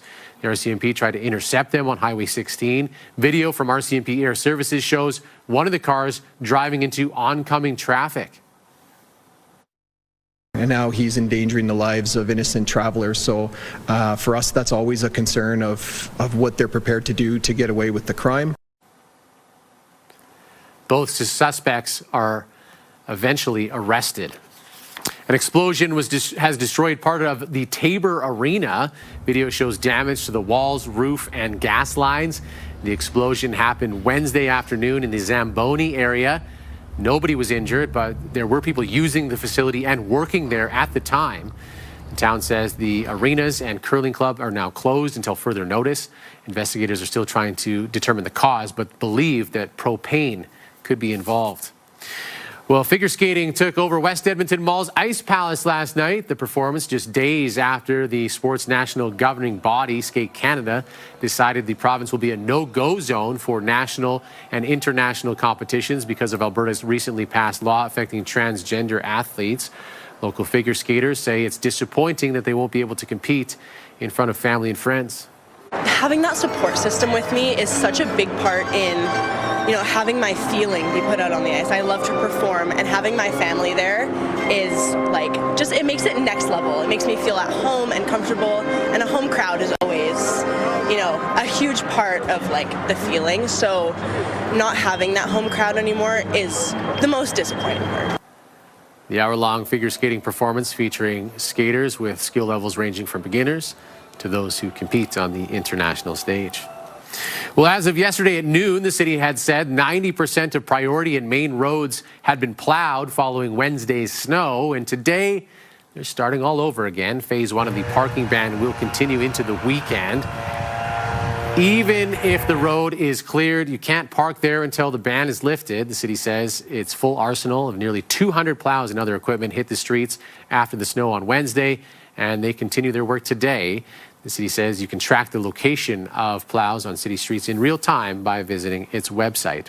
And the wait is nearly over for Edmonton's Ice Castle. After a 5-year hiatus, this will be open Saturday, December 27th. So just over a week from now at noon. Organizers say the recent cold temperatures have helped ice artists make it possible to open the castle on the earliest date ever in Edmonton. This year, the castle's an ice district and tickets are now on sale. 7:38, you are taking a live look through the River Valley Skycam. Shaking around. The wind is blowing. At points this morning, we've seen some blowing snow. We could see a little bit more, and with that, our temperature is feeling cold. As we take a look at our ambient temperature right now, we are sitting at -19, -20 at the airport, Stony Plain -21. Wind gusts 30 in Elk Island to about 43 at the airport, making it feel a lot colder. As we take a look at our wind chill, it's feeling like -30 here in the city. The wind chill in Stony Plain, -34, -33 at the airport. So dress for these conditions. The wind will be blowing as we go throughout the day today. It will be strongest this morning. It will start to ease a little bit as we head into the afternoon, but still gusty. -20 this afternoon, so our temperature will drop off. We won't see any warming for today, but we will see some sun break through this afternoon. Again, we could still see a little bit more blowing snow this morning, and then the cloud breaks this afternoon. But feeling cold throughout the day today. -29 to start tomorrow, -21 for a high, light wind. Slight chance of flurries in the evening. Sunday, -23, a better chance of some evening and overnight flurries. And then Monday and Tuesday, feeling quite cold in the mornings, -27 and -28, with highs around -21 and -22. Thank you, Corey. We're taking a look at your drive. This is River Valley Road and 105 Street. We're looking okay as we make our way through the snow that's kind of turned slushy on the roads. As Corey's been mentioning, you just got to take care out there, and things are slowing down in other parts of the city. There are a couple of crashes as well. North Henday westbound between 97th Street and 82nd Avenue, so heads up there. And West Yellowhead eastbound past the Henday, there is also a collision. You can see that the West Henday, the Southwest, and West White Mud, Fox Drive, all quite slow right now as we get through our Friday morning rush hour. Well, here we go, Corey. The stakes they cannot be higher as far as local morning television holiday brackets go. We're down to 2 songs, the finalists in our holiday bracket after weeks of voting. Here we are. Now, yesterday, we had the last semifinal. We had Silent Night up against It's Beginning to Look a Lot Like Christmas. And look at this. Silent Night prevails. Yes. Centuries old, and it continues. The choir ringing out the sweet sound was deafening. It's on to the finals today, and you have your say. We will determine the winner by the end of the show today. Yeah, our 2 matchups, Silent Night as well as Rockin' Around the Christmas Tree. So 2 big hits, one very old, one old but kind of had a revival a couple years ago. So this could be quite the showdown. I also have to say, Silent Night almost didn't make it into our bracket. So there was a lot of discussion behind the scenes. Is it too slow? Is it too, too traditional? And we're like, no, we need to put this in because we need some tradition and some slow songs in there. And then it's going Here all the it is way in to the end. final. Yeah, totally. it almost, in the editorial process, did not make the bracket. And here we are. So both great Christmas songs, 2 very different vibes, though. It's very much a gut check decision. Text Rockin', no G, just Rockin'. And text Silent for Silent Night. And those are the 2 choices. It's the finals. Yeah. This is going to be tight, I think. Yeah, and you got to keep watching to the end of the show because that's when we're going to reveal the winner as decided by you. Ooh, it's been heated all the way through. I can't wait to reveal the winner. Kim is really riding for Rockin' Around the Christmas Tree, but she's not here. She's live on location, so we're going to ride for Silent Night. That's right, and we're going to be loud about it. Absolutely we are. Have your say right now on the text line. We're going to check in with Kim in just a few minutes. It's time for us to take a break. We'll be right back.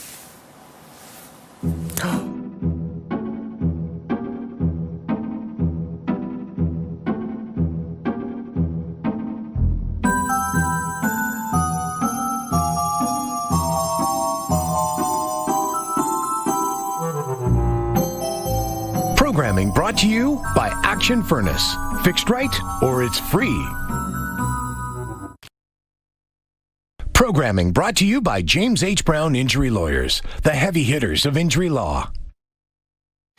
As food prices continue to increase, the Christmas Bureau of Edmonton is asking for more support as it deals with unprecedented demand.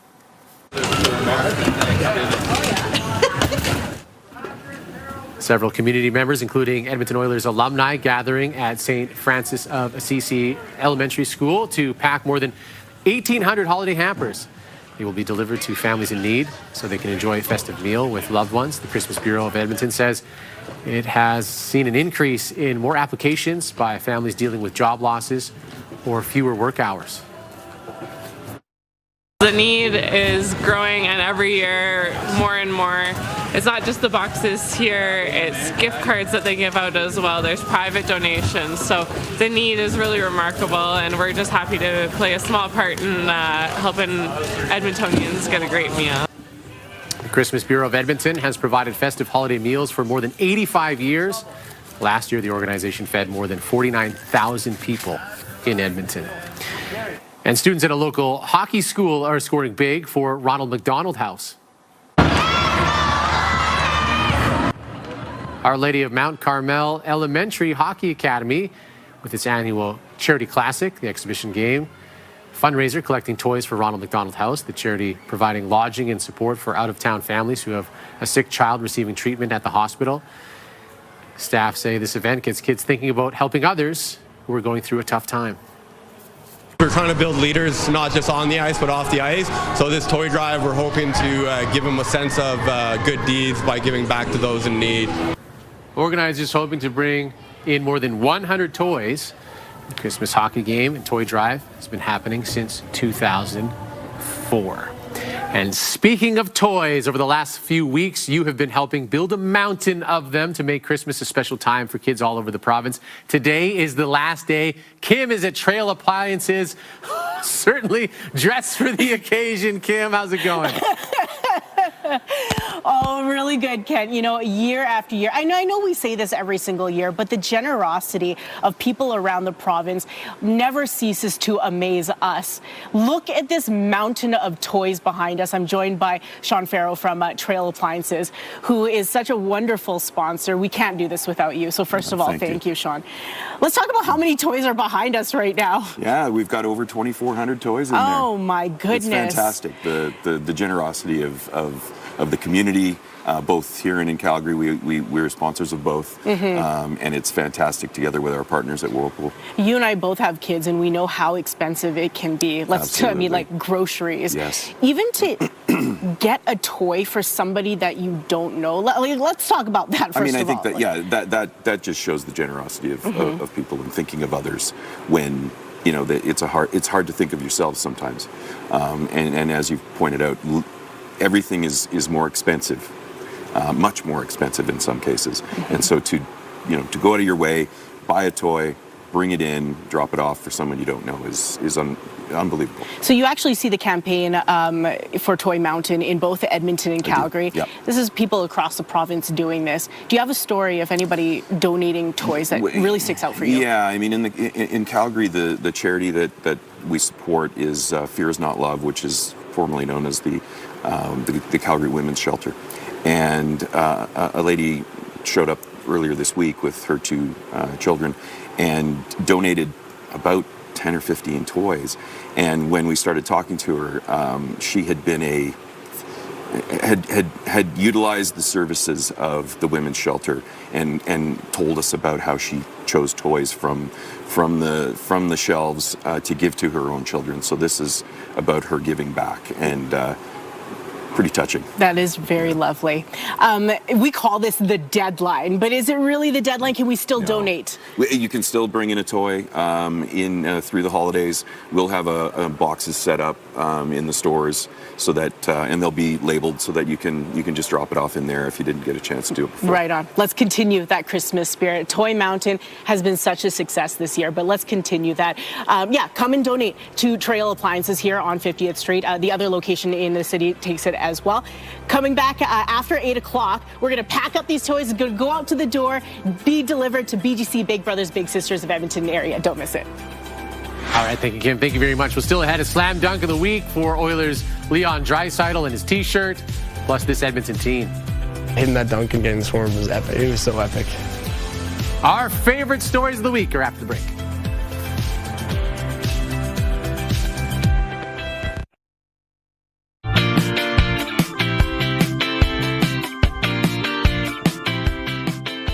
On Fridays, we reflect on our favorite stories of the week. Highlight for me is the Oilers' effort. They're on a bit of a heater right now. Tuesday was a big emotional night. Leon Draisaitl scoring 1,000 career points, actually surpassing that in this game.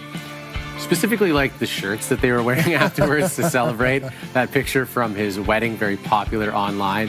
But I thought the players handled their reunion with Stuart Skinner and Brett Kulak with grace. Yes. What a tricky time after going through so much with those guys in the Stanley Cup Finals a couple of times. A lot of talk going on in the city, this sort of thing. Moves need to be made. It's professional sports, of course. But I thought they all handled it really well. And for fans, it was a tricky time seeing Stuart Skinner, the other net. Now, Tristan Jarry got hurt yesterday. We don't know the extent of that injury. We'll monitor that for you. But I thought just a big emotional week for the Oilers, and I thought the players themselves handled it pretty good. For sure. My best of the week is a big slam dunk.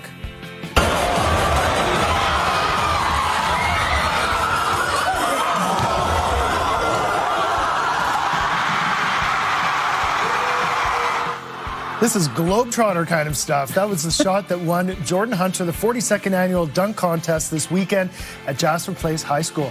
The 12th grader plays on the senior boys basketball team. His dunk has since spread across social media, including a post from TSN.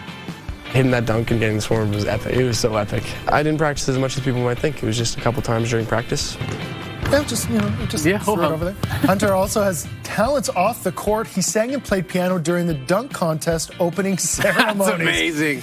Maybe the piano player and singer was sick. We need someone. Who do we have? I don't practice that often, but I'll do it. Yep, totally. Yeah. Jordan, way to go. That is very fun. And a special shout out to all of you who have been helping dig out from all this snow.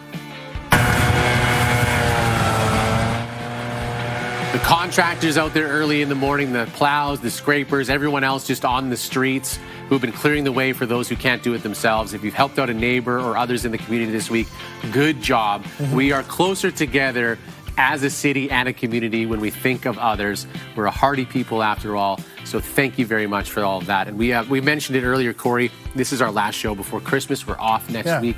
So just a Merry Christmas, Happy Holidays to all of you. Join us on the text line every day and say hi to us out in the community. We love being part of this city. And it's a time of the year where we think of others and we do that sort of thing, Toy Mountain and things like that. So on behalf of Kim, everybody else here, thank you to all our viewers. It's a treat. It is. And we'll be back for New Year's. So we're only gone for 1 week. We'll be back. Stuff coming up. So happy holidays all to you, but we'll be back after this break.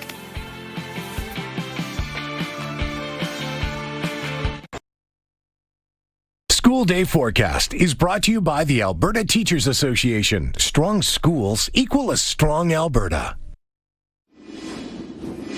7:58, a cold and windy start to the day.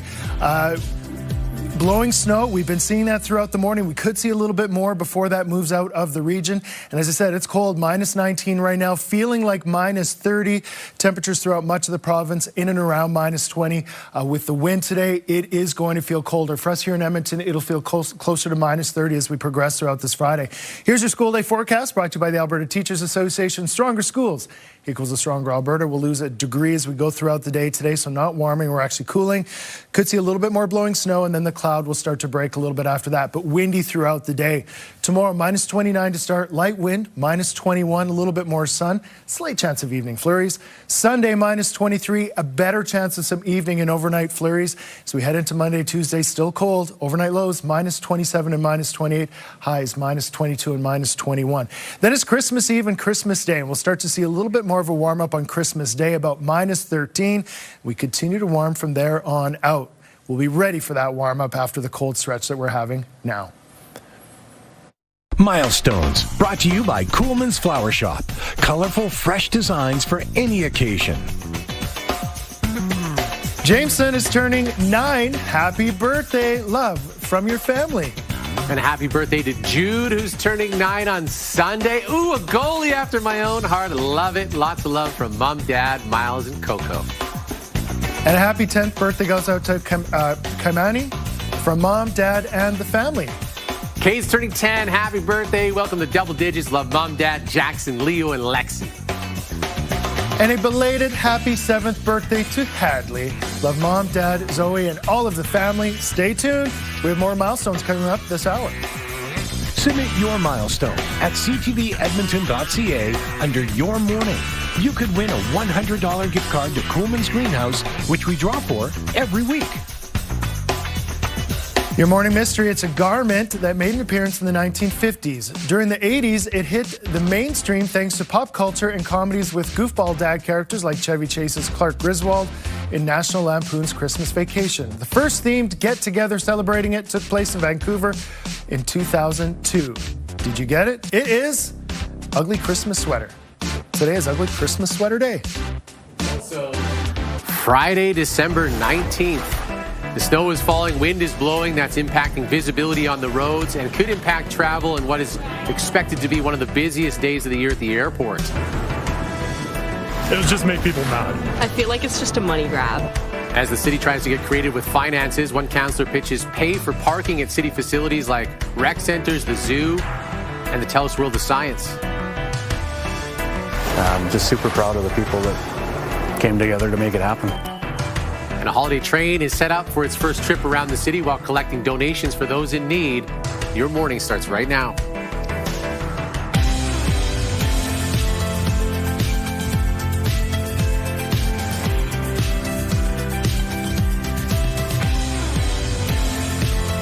Just after 8 o'clock, welcome to your Friday morning. Edmonton, a Friday that is expected to be very busy at the airport. In fact, it's already been busy. Nicole Lampa has been there all morning long, tracking things, the lineups, and the weather conditions. So, Nicole, how's it going there?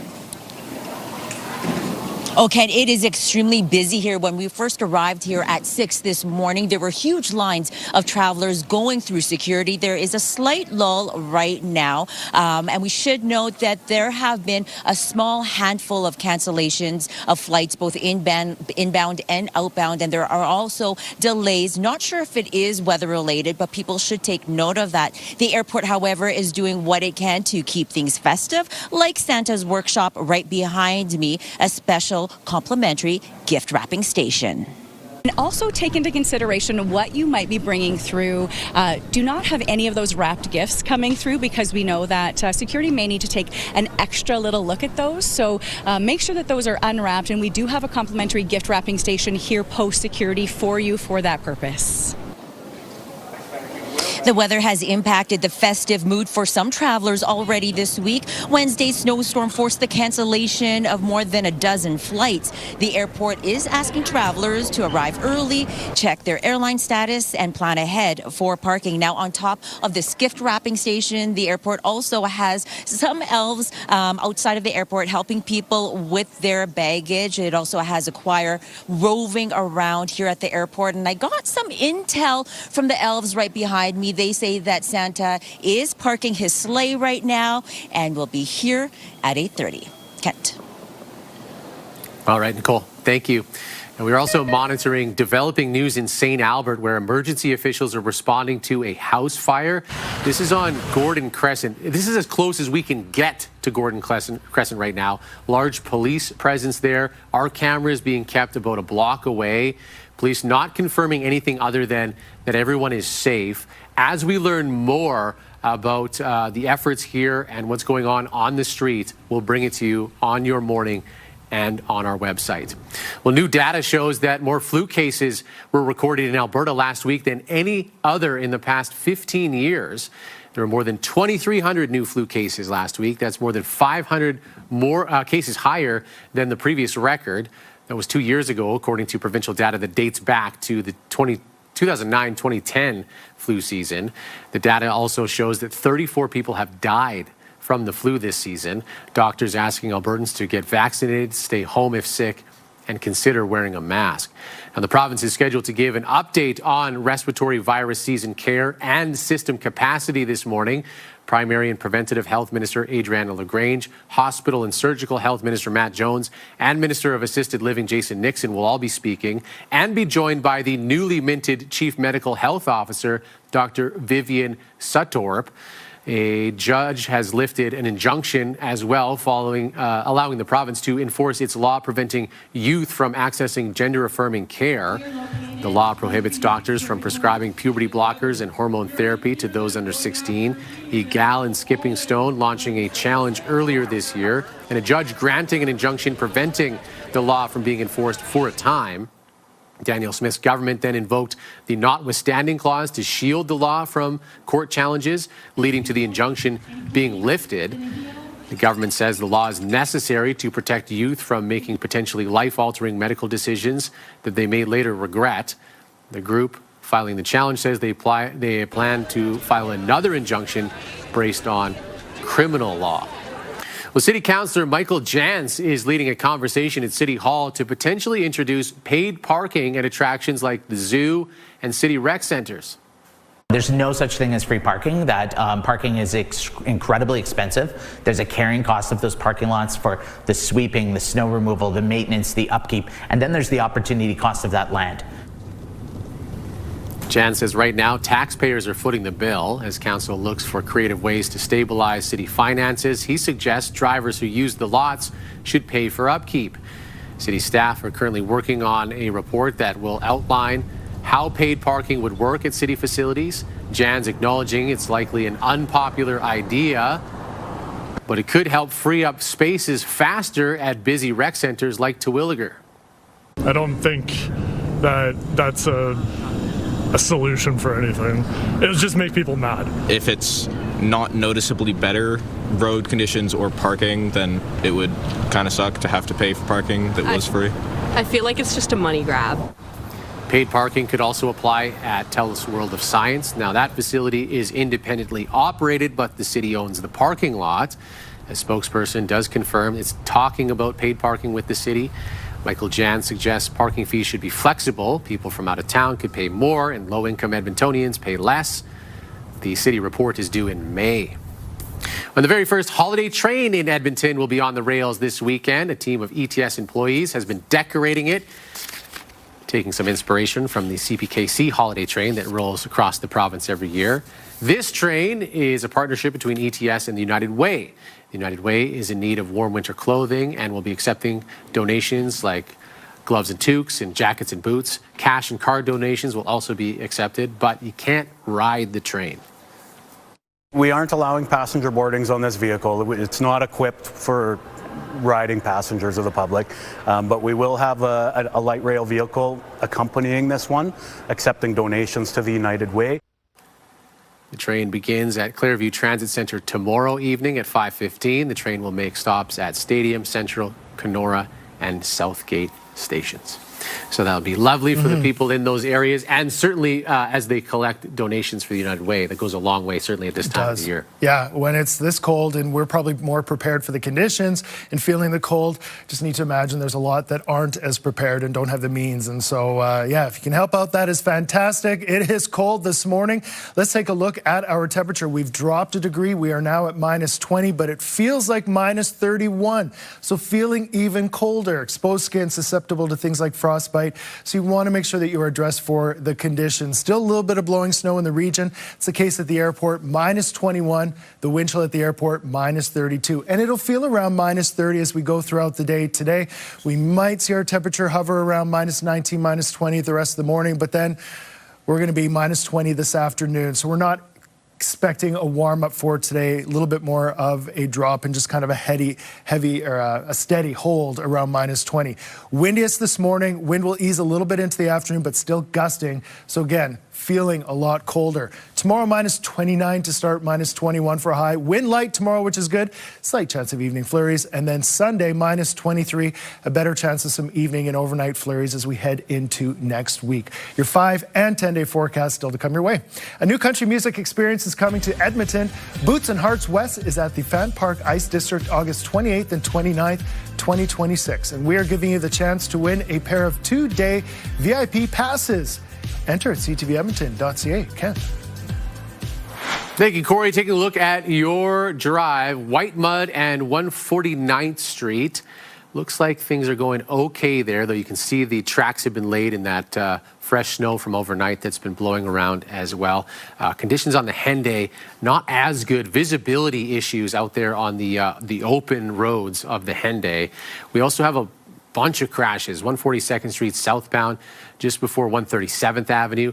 North Henday westbound between 97th Street and 82nd. The White Mud eastbound after 76th Street, and westbound Yellowhead West Yellowhead eastbound past the Henday. But you can see all the slow spots on the South Henday, the West Henday, a lot on the White Mud as well. 75th Street is slow. So those major commuter routes, once again, because of the conditions, a few crashes and volume, going to be slow getting around the city right now as we finish up rush hour. Well, coming up, a Manitoba man is taking brutal winters in storms in stride as it sweeps across the prairies.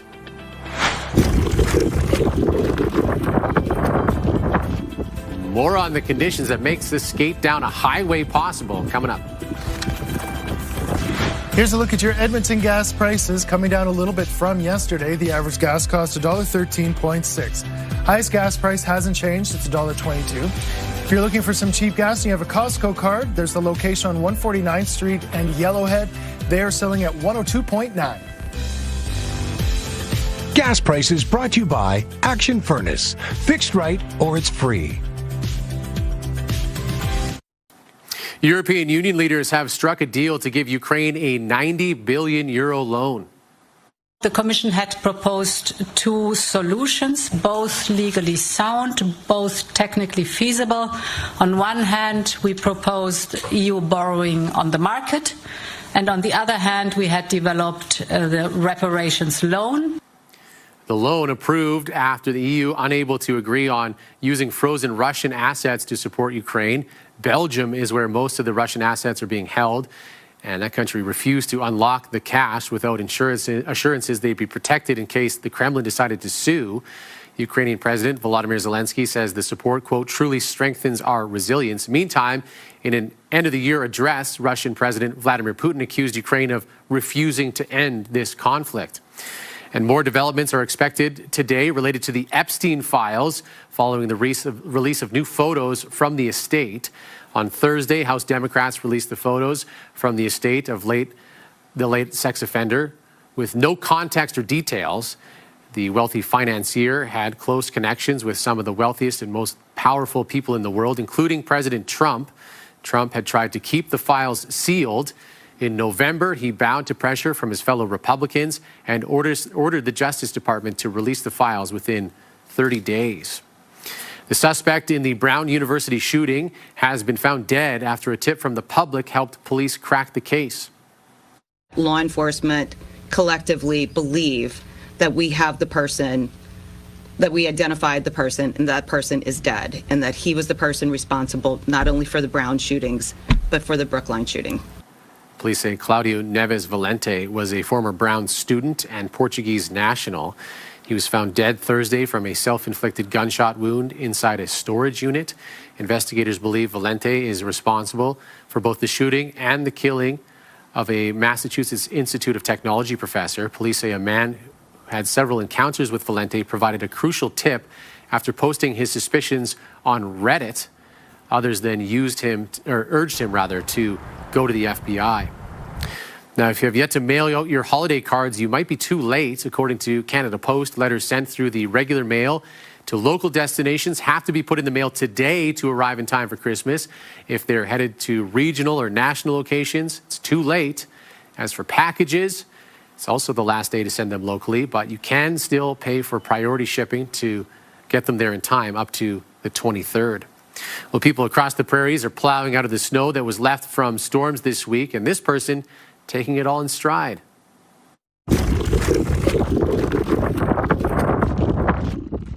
A CTV viewer submitting this video in Belmont, Manitoba, taking the skate down the highway because of the icy conditions, all possible because of freezing rain in the area, turning the highway into a skating rink of sorts, also serving for a good reminder that it is slippery out there across the prairies, so be careful on the roads.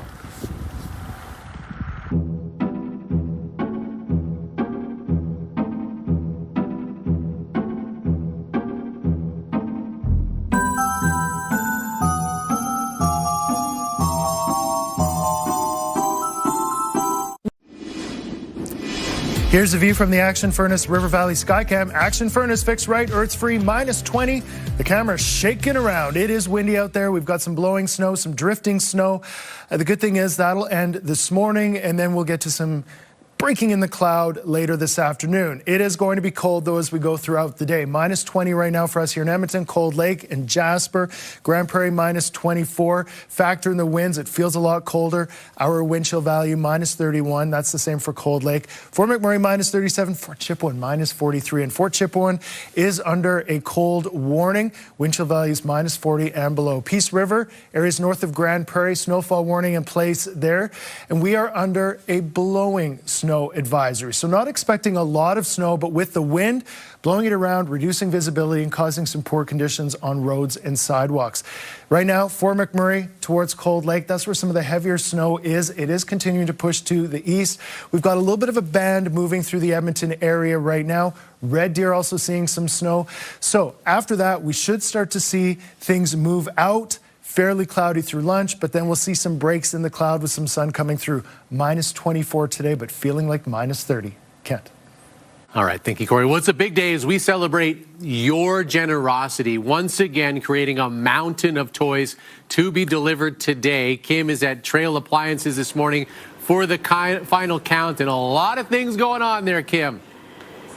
That's right. We're going to make a toy train right before the end of the show, and you get to see these toys being packed up, brought into the trucks, and be delivered to BGC, Big Brothers Big Sisters of Edmonton area. You're making a lot of kids happy. Once again, the community has come through. We say it over and over again, but Edmonton, Like, you rock. There's like over 2,400 toys in this toy mountain over here. We have Leah Crowley from Big Brothers Big Sisters of Edmonton in the area. So what happens now that the toys have been donated? What happens now?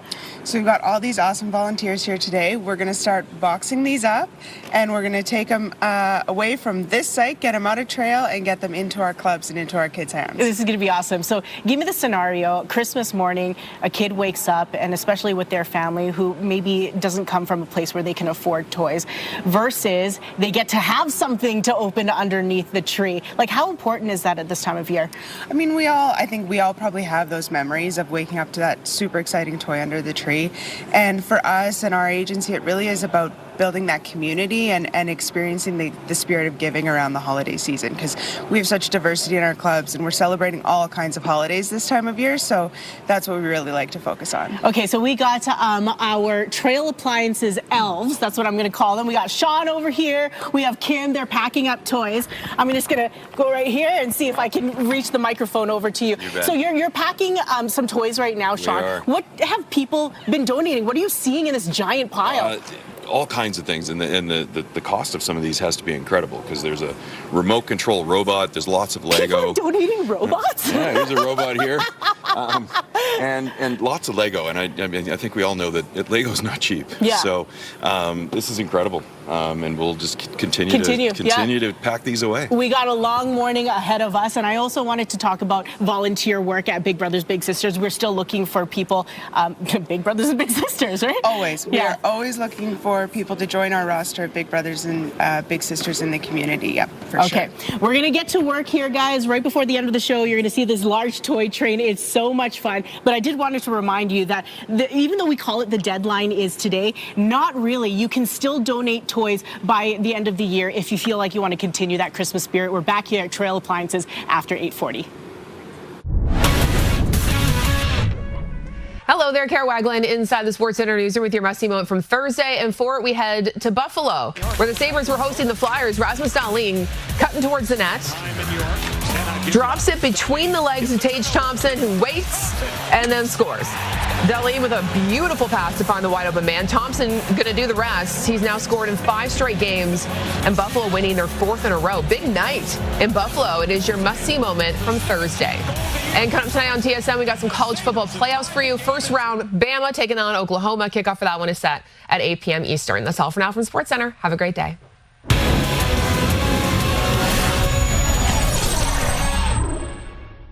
TSN Must-See Moment, brought to you by Century Casino. 3 great locations, Edmonton, St. Albert, and Century Mile.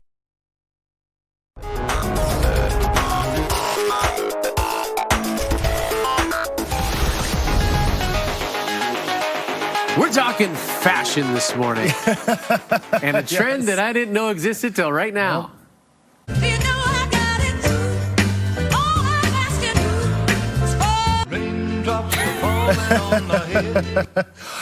I've had raindrops keep falling on my head this morning. Now I remember this is where it came from. Yeah, okay. yeah. So apparently on the internet, there's this thing where you tie your hair into a tie. Why? Exactly. But it's only for those with the long locks. As you can see, this person posting, it doesn't quite work as well. Maybe a little bow tie for her. That'd be about potentially. It. Yeah. I don't know. Listen, fashion isn't always functional. No. And I think this would fall into this category. Well, this next one is a lot of fun. What would you say if your taxi pulled up and this guy was behind the wheel?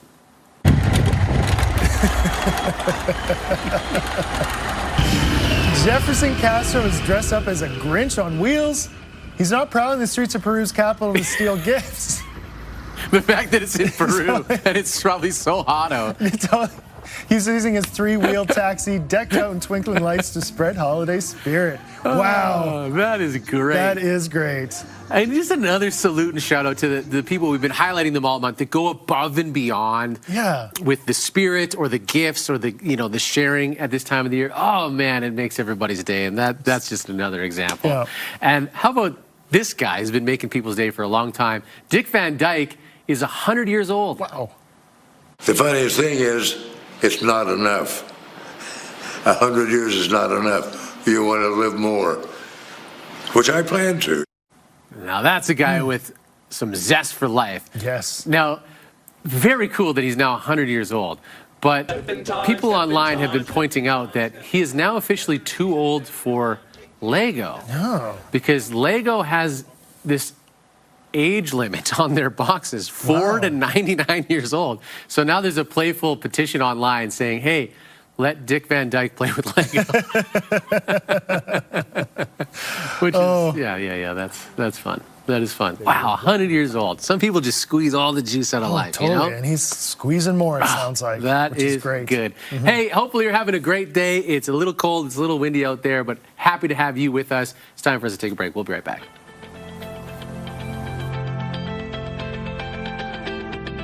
Your Morning Edmonton's Kitchen, provided by Trail Appliances and KitchenAid.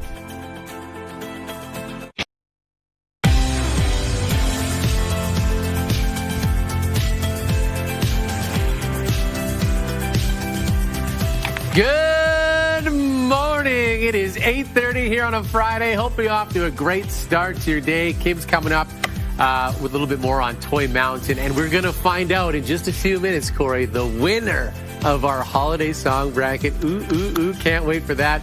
As we endure outside some snow, and that wind really causes a problem. That's right, blowing snow once again, and the camera just shaking around. So quite windy to start off, blowing snow, some drifting snow. Just be careful out there on the roads. We've got a few more collisions coming in. Not the best conditions. As far as the temperature today, it's going to remain cold with the wind chill around -30 throughout the day. I've got those details, your 5-day forecast in 6 minutes. Ken. Okay, Corey, thank you. Well, police have identified 2 men who were shot and killed in South Edmonton. Police say that 20-year-old Ranveer Gill and 26-year-old Gurdeep Singh died of multiple gunshot wounds last Friday. This happened near 32nd Street and 26th Avenue. Police are looking for information on a dark-colored SUV that may have been in the area at the time. Also looking for dash cam and security footage.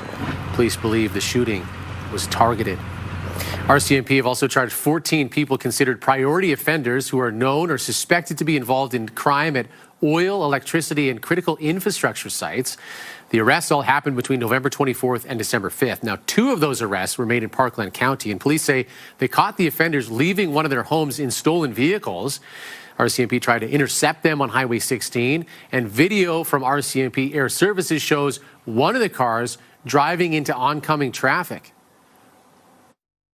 And now he's endangering the lives of innocent travelers. So for us, that's always a concern of what they're prepared to do to get away with the crime. Both suspects were eventually apprehended. Figure skating took over West Edmonton Mall's Ice Palace last night. The performance just days after the sport's national governing body, Skate Canada, decided that the province is a no-go zone for national and international competitions in the future because of Alberta's recently passed law affecting transgender athletes. Local figure skaters say it's disappointing they won't be able to compete at the highest level in front of family and friends. Having that support system with me is such a big part in, having my feeling be put out on the ice. I love to perform, and having my family there is it makes it next level. It makes me feel at home and comfortable, and a home crowd is always, a huge part of the feeling. So not having that home crowd anymore is the most disappointing part. The hour-long figure skating performance featured skaters of all levels, ranging from beginners to international competitors. Well, the airport says today is one of the busiest flying days of the year. And if you're on your way there or picking people up, drive carefully because of the conditions on the roads and be prepared for longer lines when you get there. CTV's Nicole Lampa is at the airport this morning where it has been very busy already. How's it going there now, Nicole? Oh, Ken, it is still very busy, and it is very busy right now because Santa has just arrived here at the airport. You just parked your sleigh. Santa, how are you doing this morning? It was a little bit of a trip here to get, roads aren't great, the flight wasn't great, but I'm here. I made it. Well, thank you for arriving here this morning to greet the travelers, and thank you for giving us the, conditions outside on the roads, because we want to make sure that the travelers are safe out there. Now, right behind Santa, there's also a gift wrapping station, just one of the many festive things happening here at the airport. Rudolph, with your nose so bright, won't you guide my sleigh tonight? Very aggressive. Volunteer elves are already out greeting passengers as they arrive in the departures area. It's expected as many as 28,000 travelers a day will come out and go out of this airport this holiday season. We are expecting really high passenger volumes. Obviously, it's a very popular time of the year to travel. So specifically today, we're looking at about 24,000 passengers coming in and out of our airport. Obviously, we know that the weather outside isn't the best today. Mother Nature has thrown us a few wrenches this week, but certainly we're just encouraging people to get to the airport a little bit earlier just to ensure that they're giving themselves proper time to get through security. The weather has impacted the festive mood for some travelers already this week. Wednesday's snowstorm forced the cancellation of more than a dozen flights. The airport is asking travelers to arrive early, check their airline status, and plan ahead for parking. Now, we still have Santa with us before you take off and greet some young travelers who are heading out. What advice do you have for them to stay nice as they get onto the planes? Well, they just need to be calm, listen to the instructions that they're being asked to do, have your ID ready, that kind of thing, right? Well, thank you so much for joining us this morning. Now, if you're coming here to the airport over the next few days, keep in mind that the 24th and the 27th will also be busy. But for now, Kent, it's back to you. Taking a look at your forecast, the city has extended its extreme weather response to Saturday, December 27th, meaning winter shelter shuttles, overnight shelters, and people being welcomed into city facilities and day spaces will continue. Again, that's been extended until the 27th as we continue to experience very cold temperatures with wind chill values around -30. That'll be the case as we go throughout the day today. -21 Stony Plain and at the airport. Elk Island -20, -20 at the Blatchford Station. Wind gusts 33 to 39 kilometers per hour, making it feel a lot colder. The wind chill in Stony Plain is -33, the airport -35, and -31 for us here in the city. It'll feel like -30 as we go throughout the day. That wind chill isn't going to disappear. The wind will continue to blow. It eases slightly into the lunch hour, but still gusting upwards of 40, and then light tonight. Temperature today, about -20. We'll hover around there throughout the day today. -29 to start tomorrow, -21 for a high, a little bit more sun. Wind light, slight chance of flurries in the evening. Sunday, -23, better chance of flurries in the evening and overnight period. And it's still cold as we head into next week. -27, -28 for overnight lows. Monday, Tuesday, -22 and -21. Then it's Christmas, and I have your Christmas forecast coming up in about 15 minutes.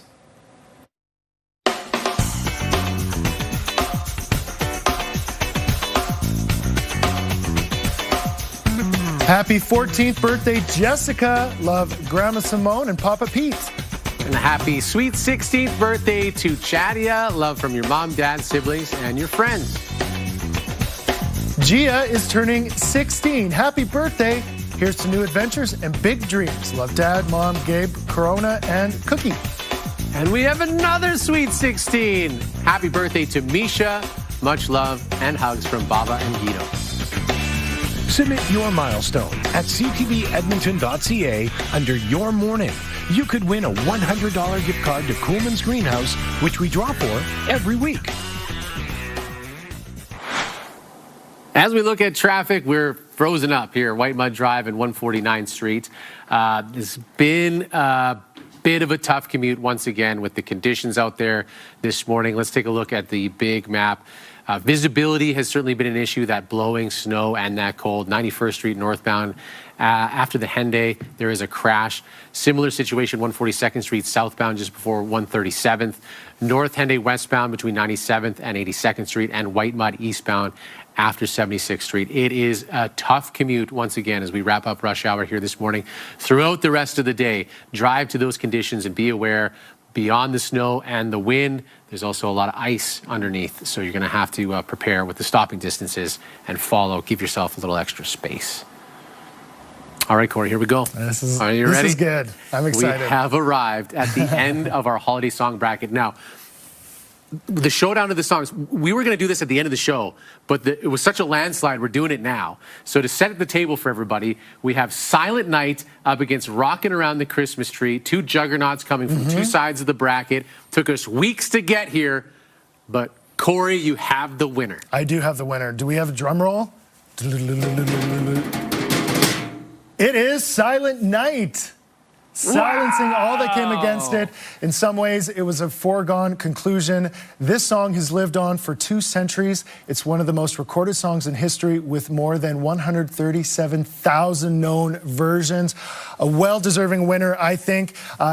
Might almost say the underdog. It almost didn't make it into the bracket. That's and right. There it goes all the way to the end. That is right. All the way to the end. So thank you to everybody who's been voting, been texting to determine the winner. And you have a family tie to this song. Really quick. On my dad's side, Moore, on my dad's side, is connected to the ancestors who wrote the song, Hans Moore, in Austria. Well, congratulations to you and your family on this victory, Corey. Finally getting some recognition. And to all of you who have voted. Yes. Now let's bring in Kim, because Kim, a vocal opponent of Silent Night in the bracket, Kim. Okay. So how do you feel? Okay. I'm going to defend myself here, okay? Silent Night, it is a great song. It's just something that I don't put on my car and rock out to, which is why I was choosing Rockin' Around the Christmas Tree in the first place. However, last night I watched an episode, the Christmas episode of Fresh Prince of Bel-Air, and Boys to Men performed Silent Night, and I'm like, you know what? This rocks. This is the right song that won. So I'm okay with it. I'm good with it. Oh no, my headband. She's all out of sorts. Okay, Kim, as you get back into place here, looking very festive, and we've got delivery day for Toy Mountain. That's right. Things are really busy here. We got staff and sponsors, people who've supported Toy Mountain, and they're all along this line right here, including Sean, who's kind of like at the start of the. How many toys do we have here again? Remind us, Sean. 2410. Amazing. So 2410. Amazing. Edmonton, you have been so generous. Thank you so much. And this is all for BGC Big Brothers, Big Sisters of Edmonton and area. We have Leah.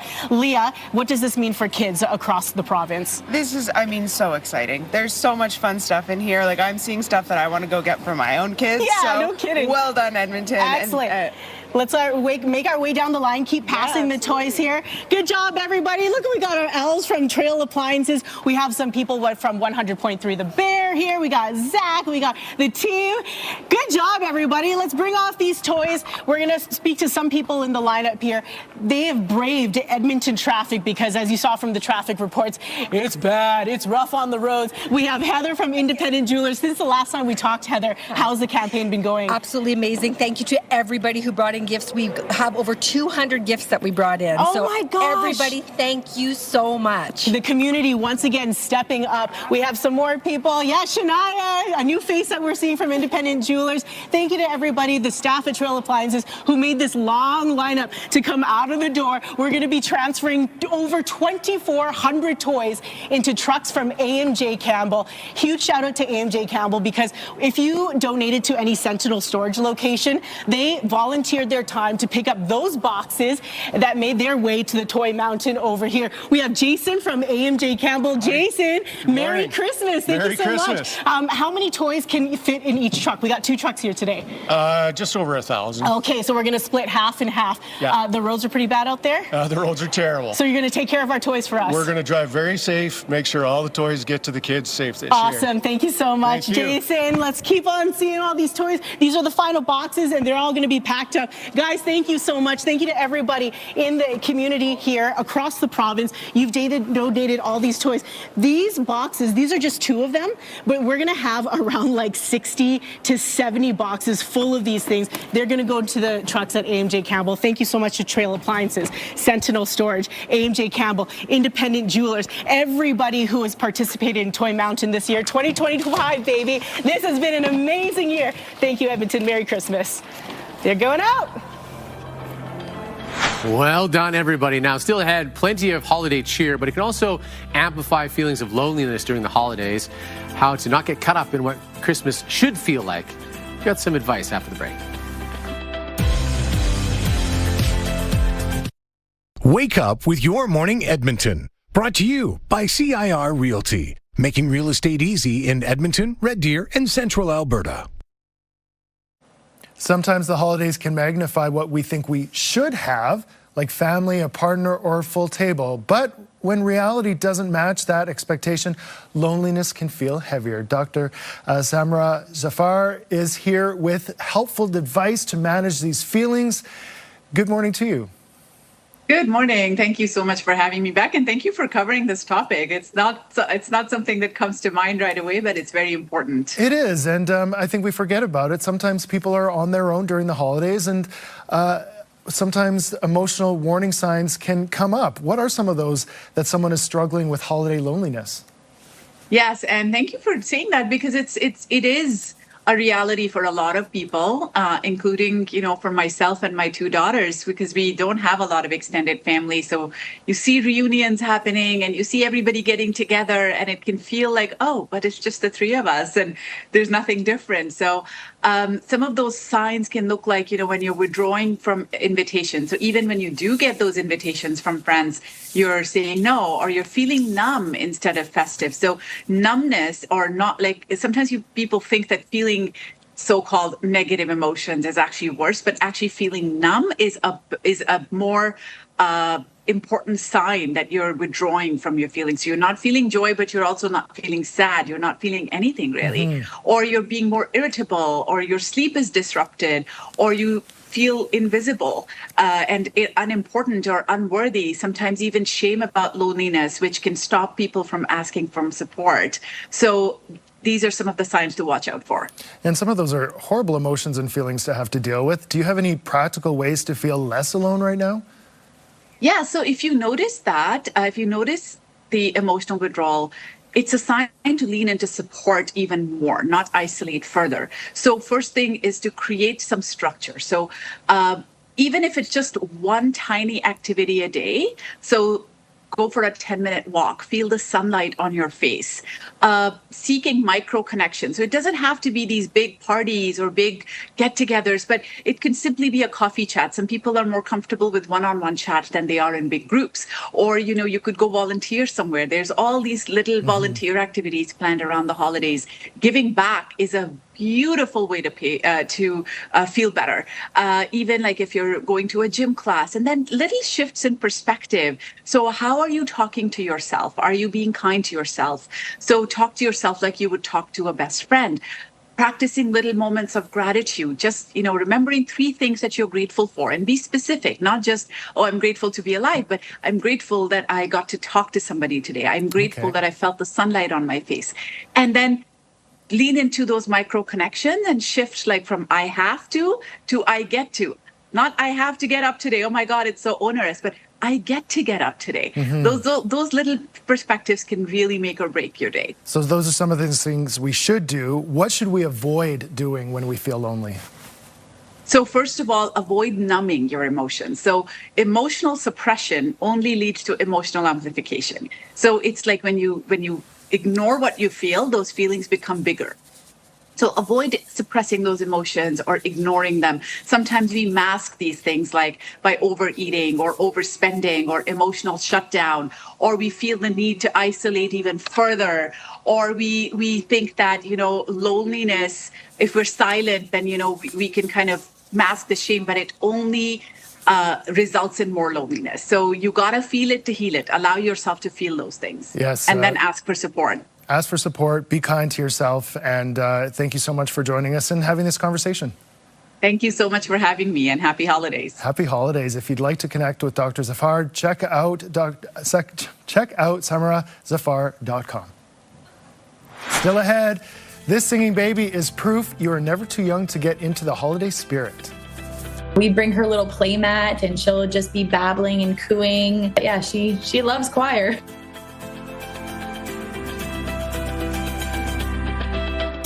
Programming brought to you by James H. Brown Injury Lawyers, the heavy hitters of injury law. 8:53, here's a look at your forecast for today. The temperature hanging around -20, but it'll feel closer to -30. Still a little bit of more blowing snow this morning, but that is going to pass through, and then we'll see the cloud break a little bit later this afternoon. Light wind tomorrow, -29 to start, -21 for a high. Slight chance of flurries in the evening. Sunday, a better chance of evening and overnight flurries, and cold as we go throughout the beginning of next week. As far as Christmas, looks like -20 for Christmas Eve and -13 for Christmas Day. Kent. Thank you, Corey. Well, Canadian Baby has proven you're never too young to get into the holiday spirit, getting attention from around the world for her performance in a Christmas choir. CTV's Madison Merrier reports.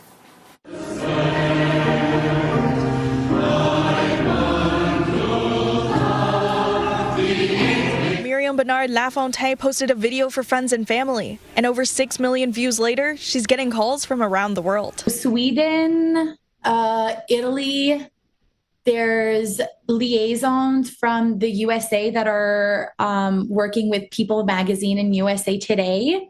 And Brazil has been really, really big because Senna is named after Ayrton Senna. Little Senna appears to be singing along as the choir performs, and her mother is not surprised as music is a big part of her family's life. Both my husband and I are very musically inclined, and so are her grandparents and her great-grandparents. So I think probably just from the womb, always hearing music and just being the happy baby that she is, I think music will run in her blood. LaFontaine said she posted a video of the choir's performance as a preview to their big show. We go to choir practice together, and she loves it.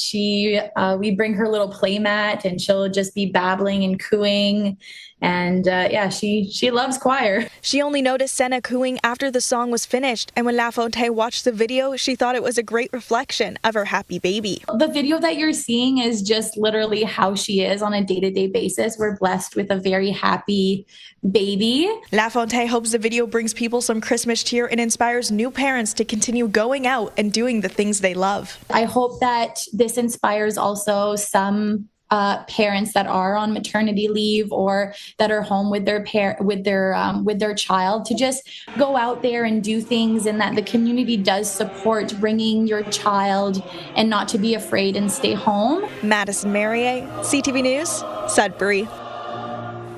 Wow, it's very cute. Now, speaking of songs, Silent Night. Shout out to all of you. Silent Night, the winner of the song bracket after weeks of voting. Not even close today. Landslide.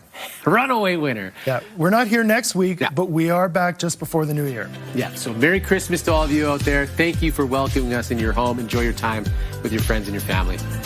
We'll see you after Christmas. Take care.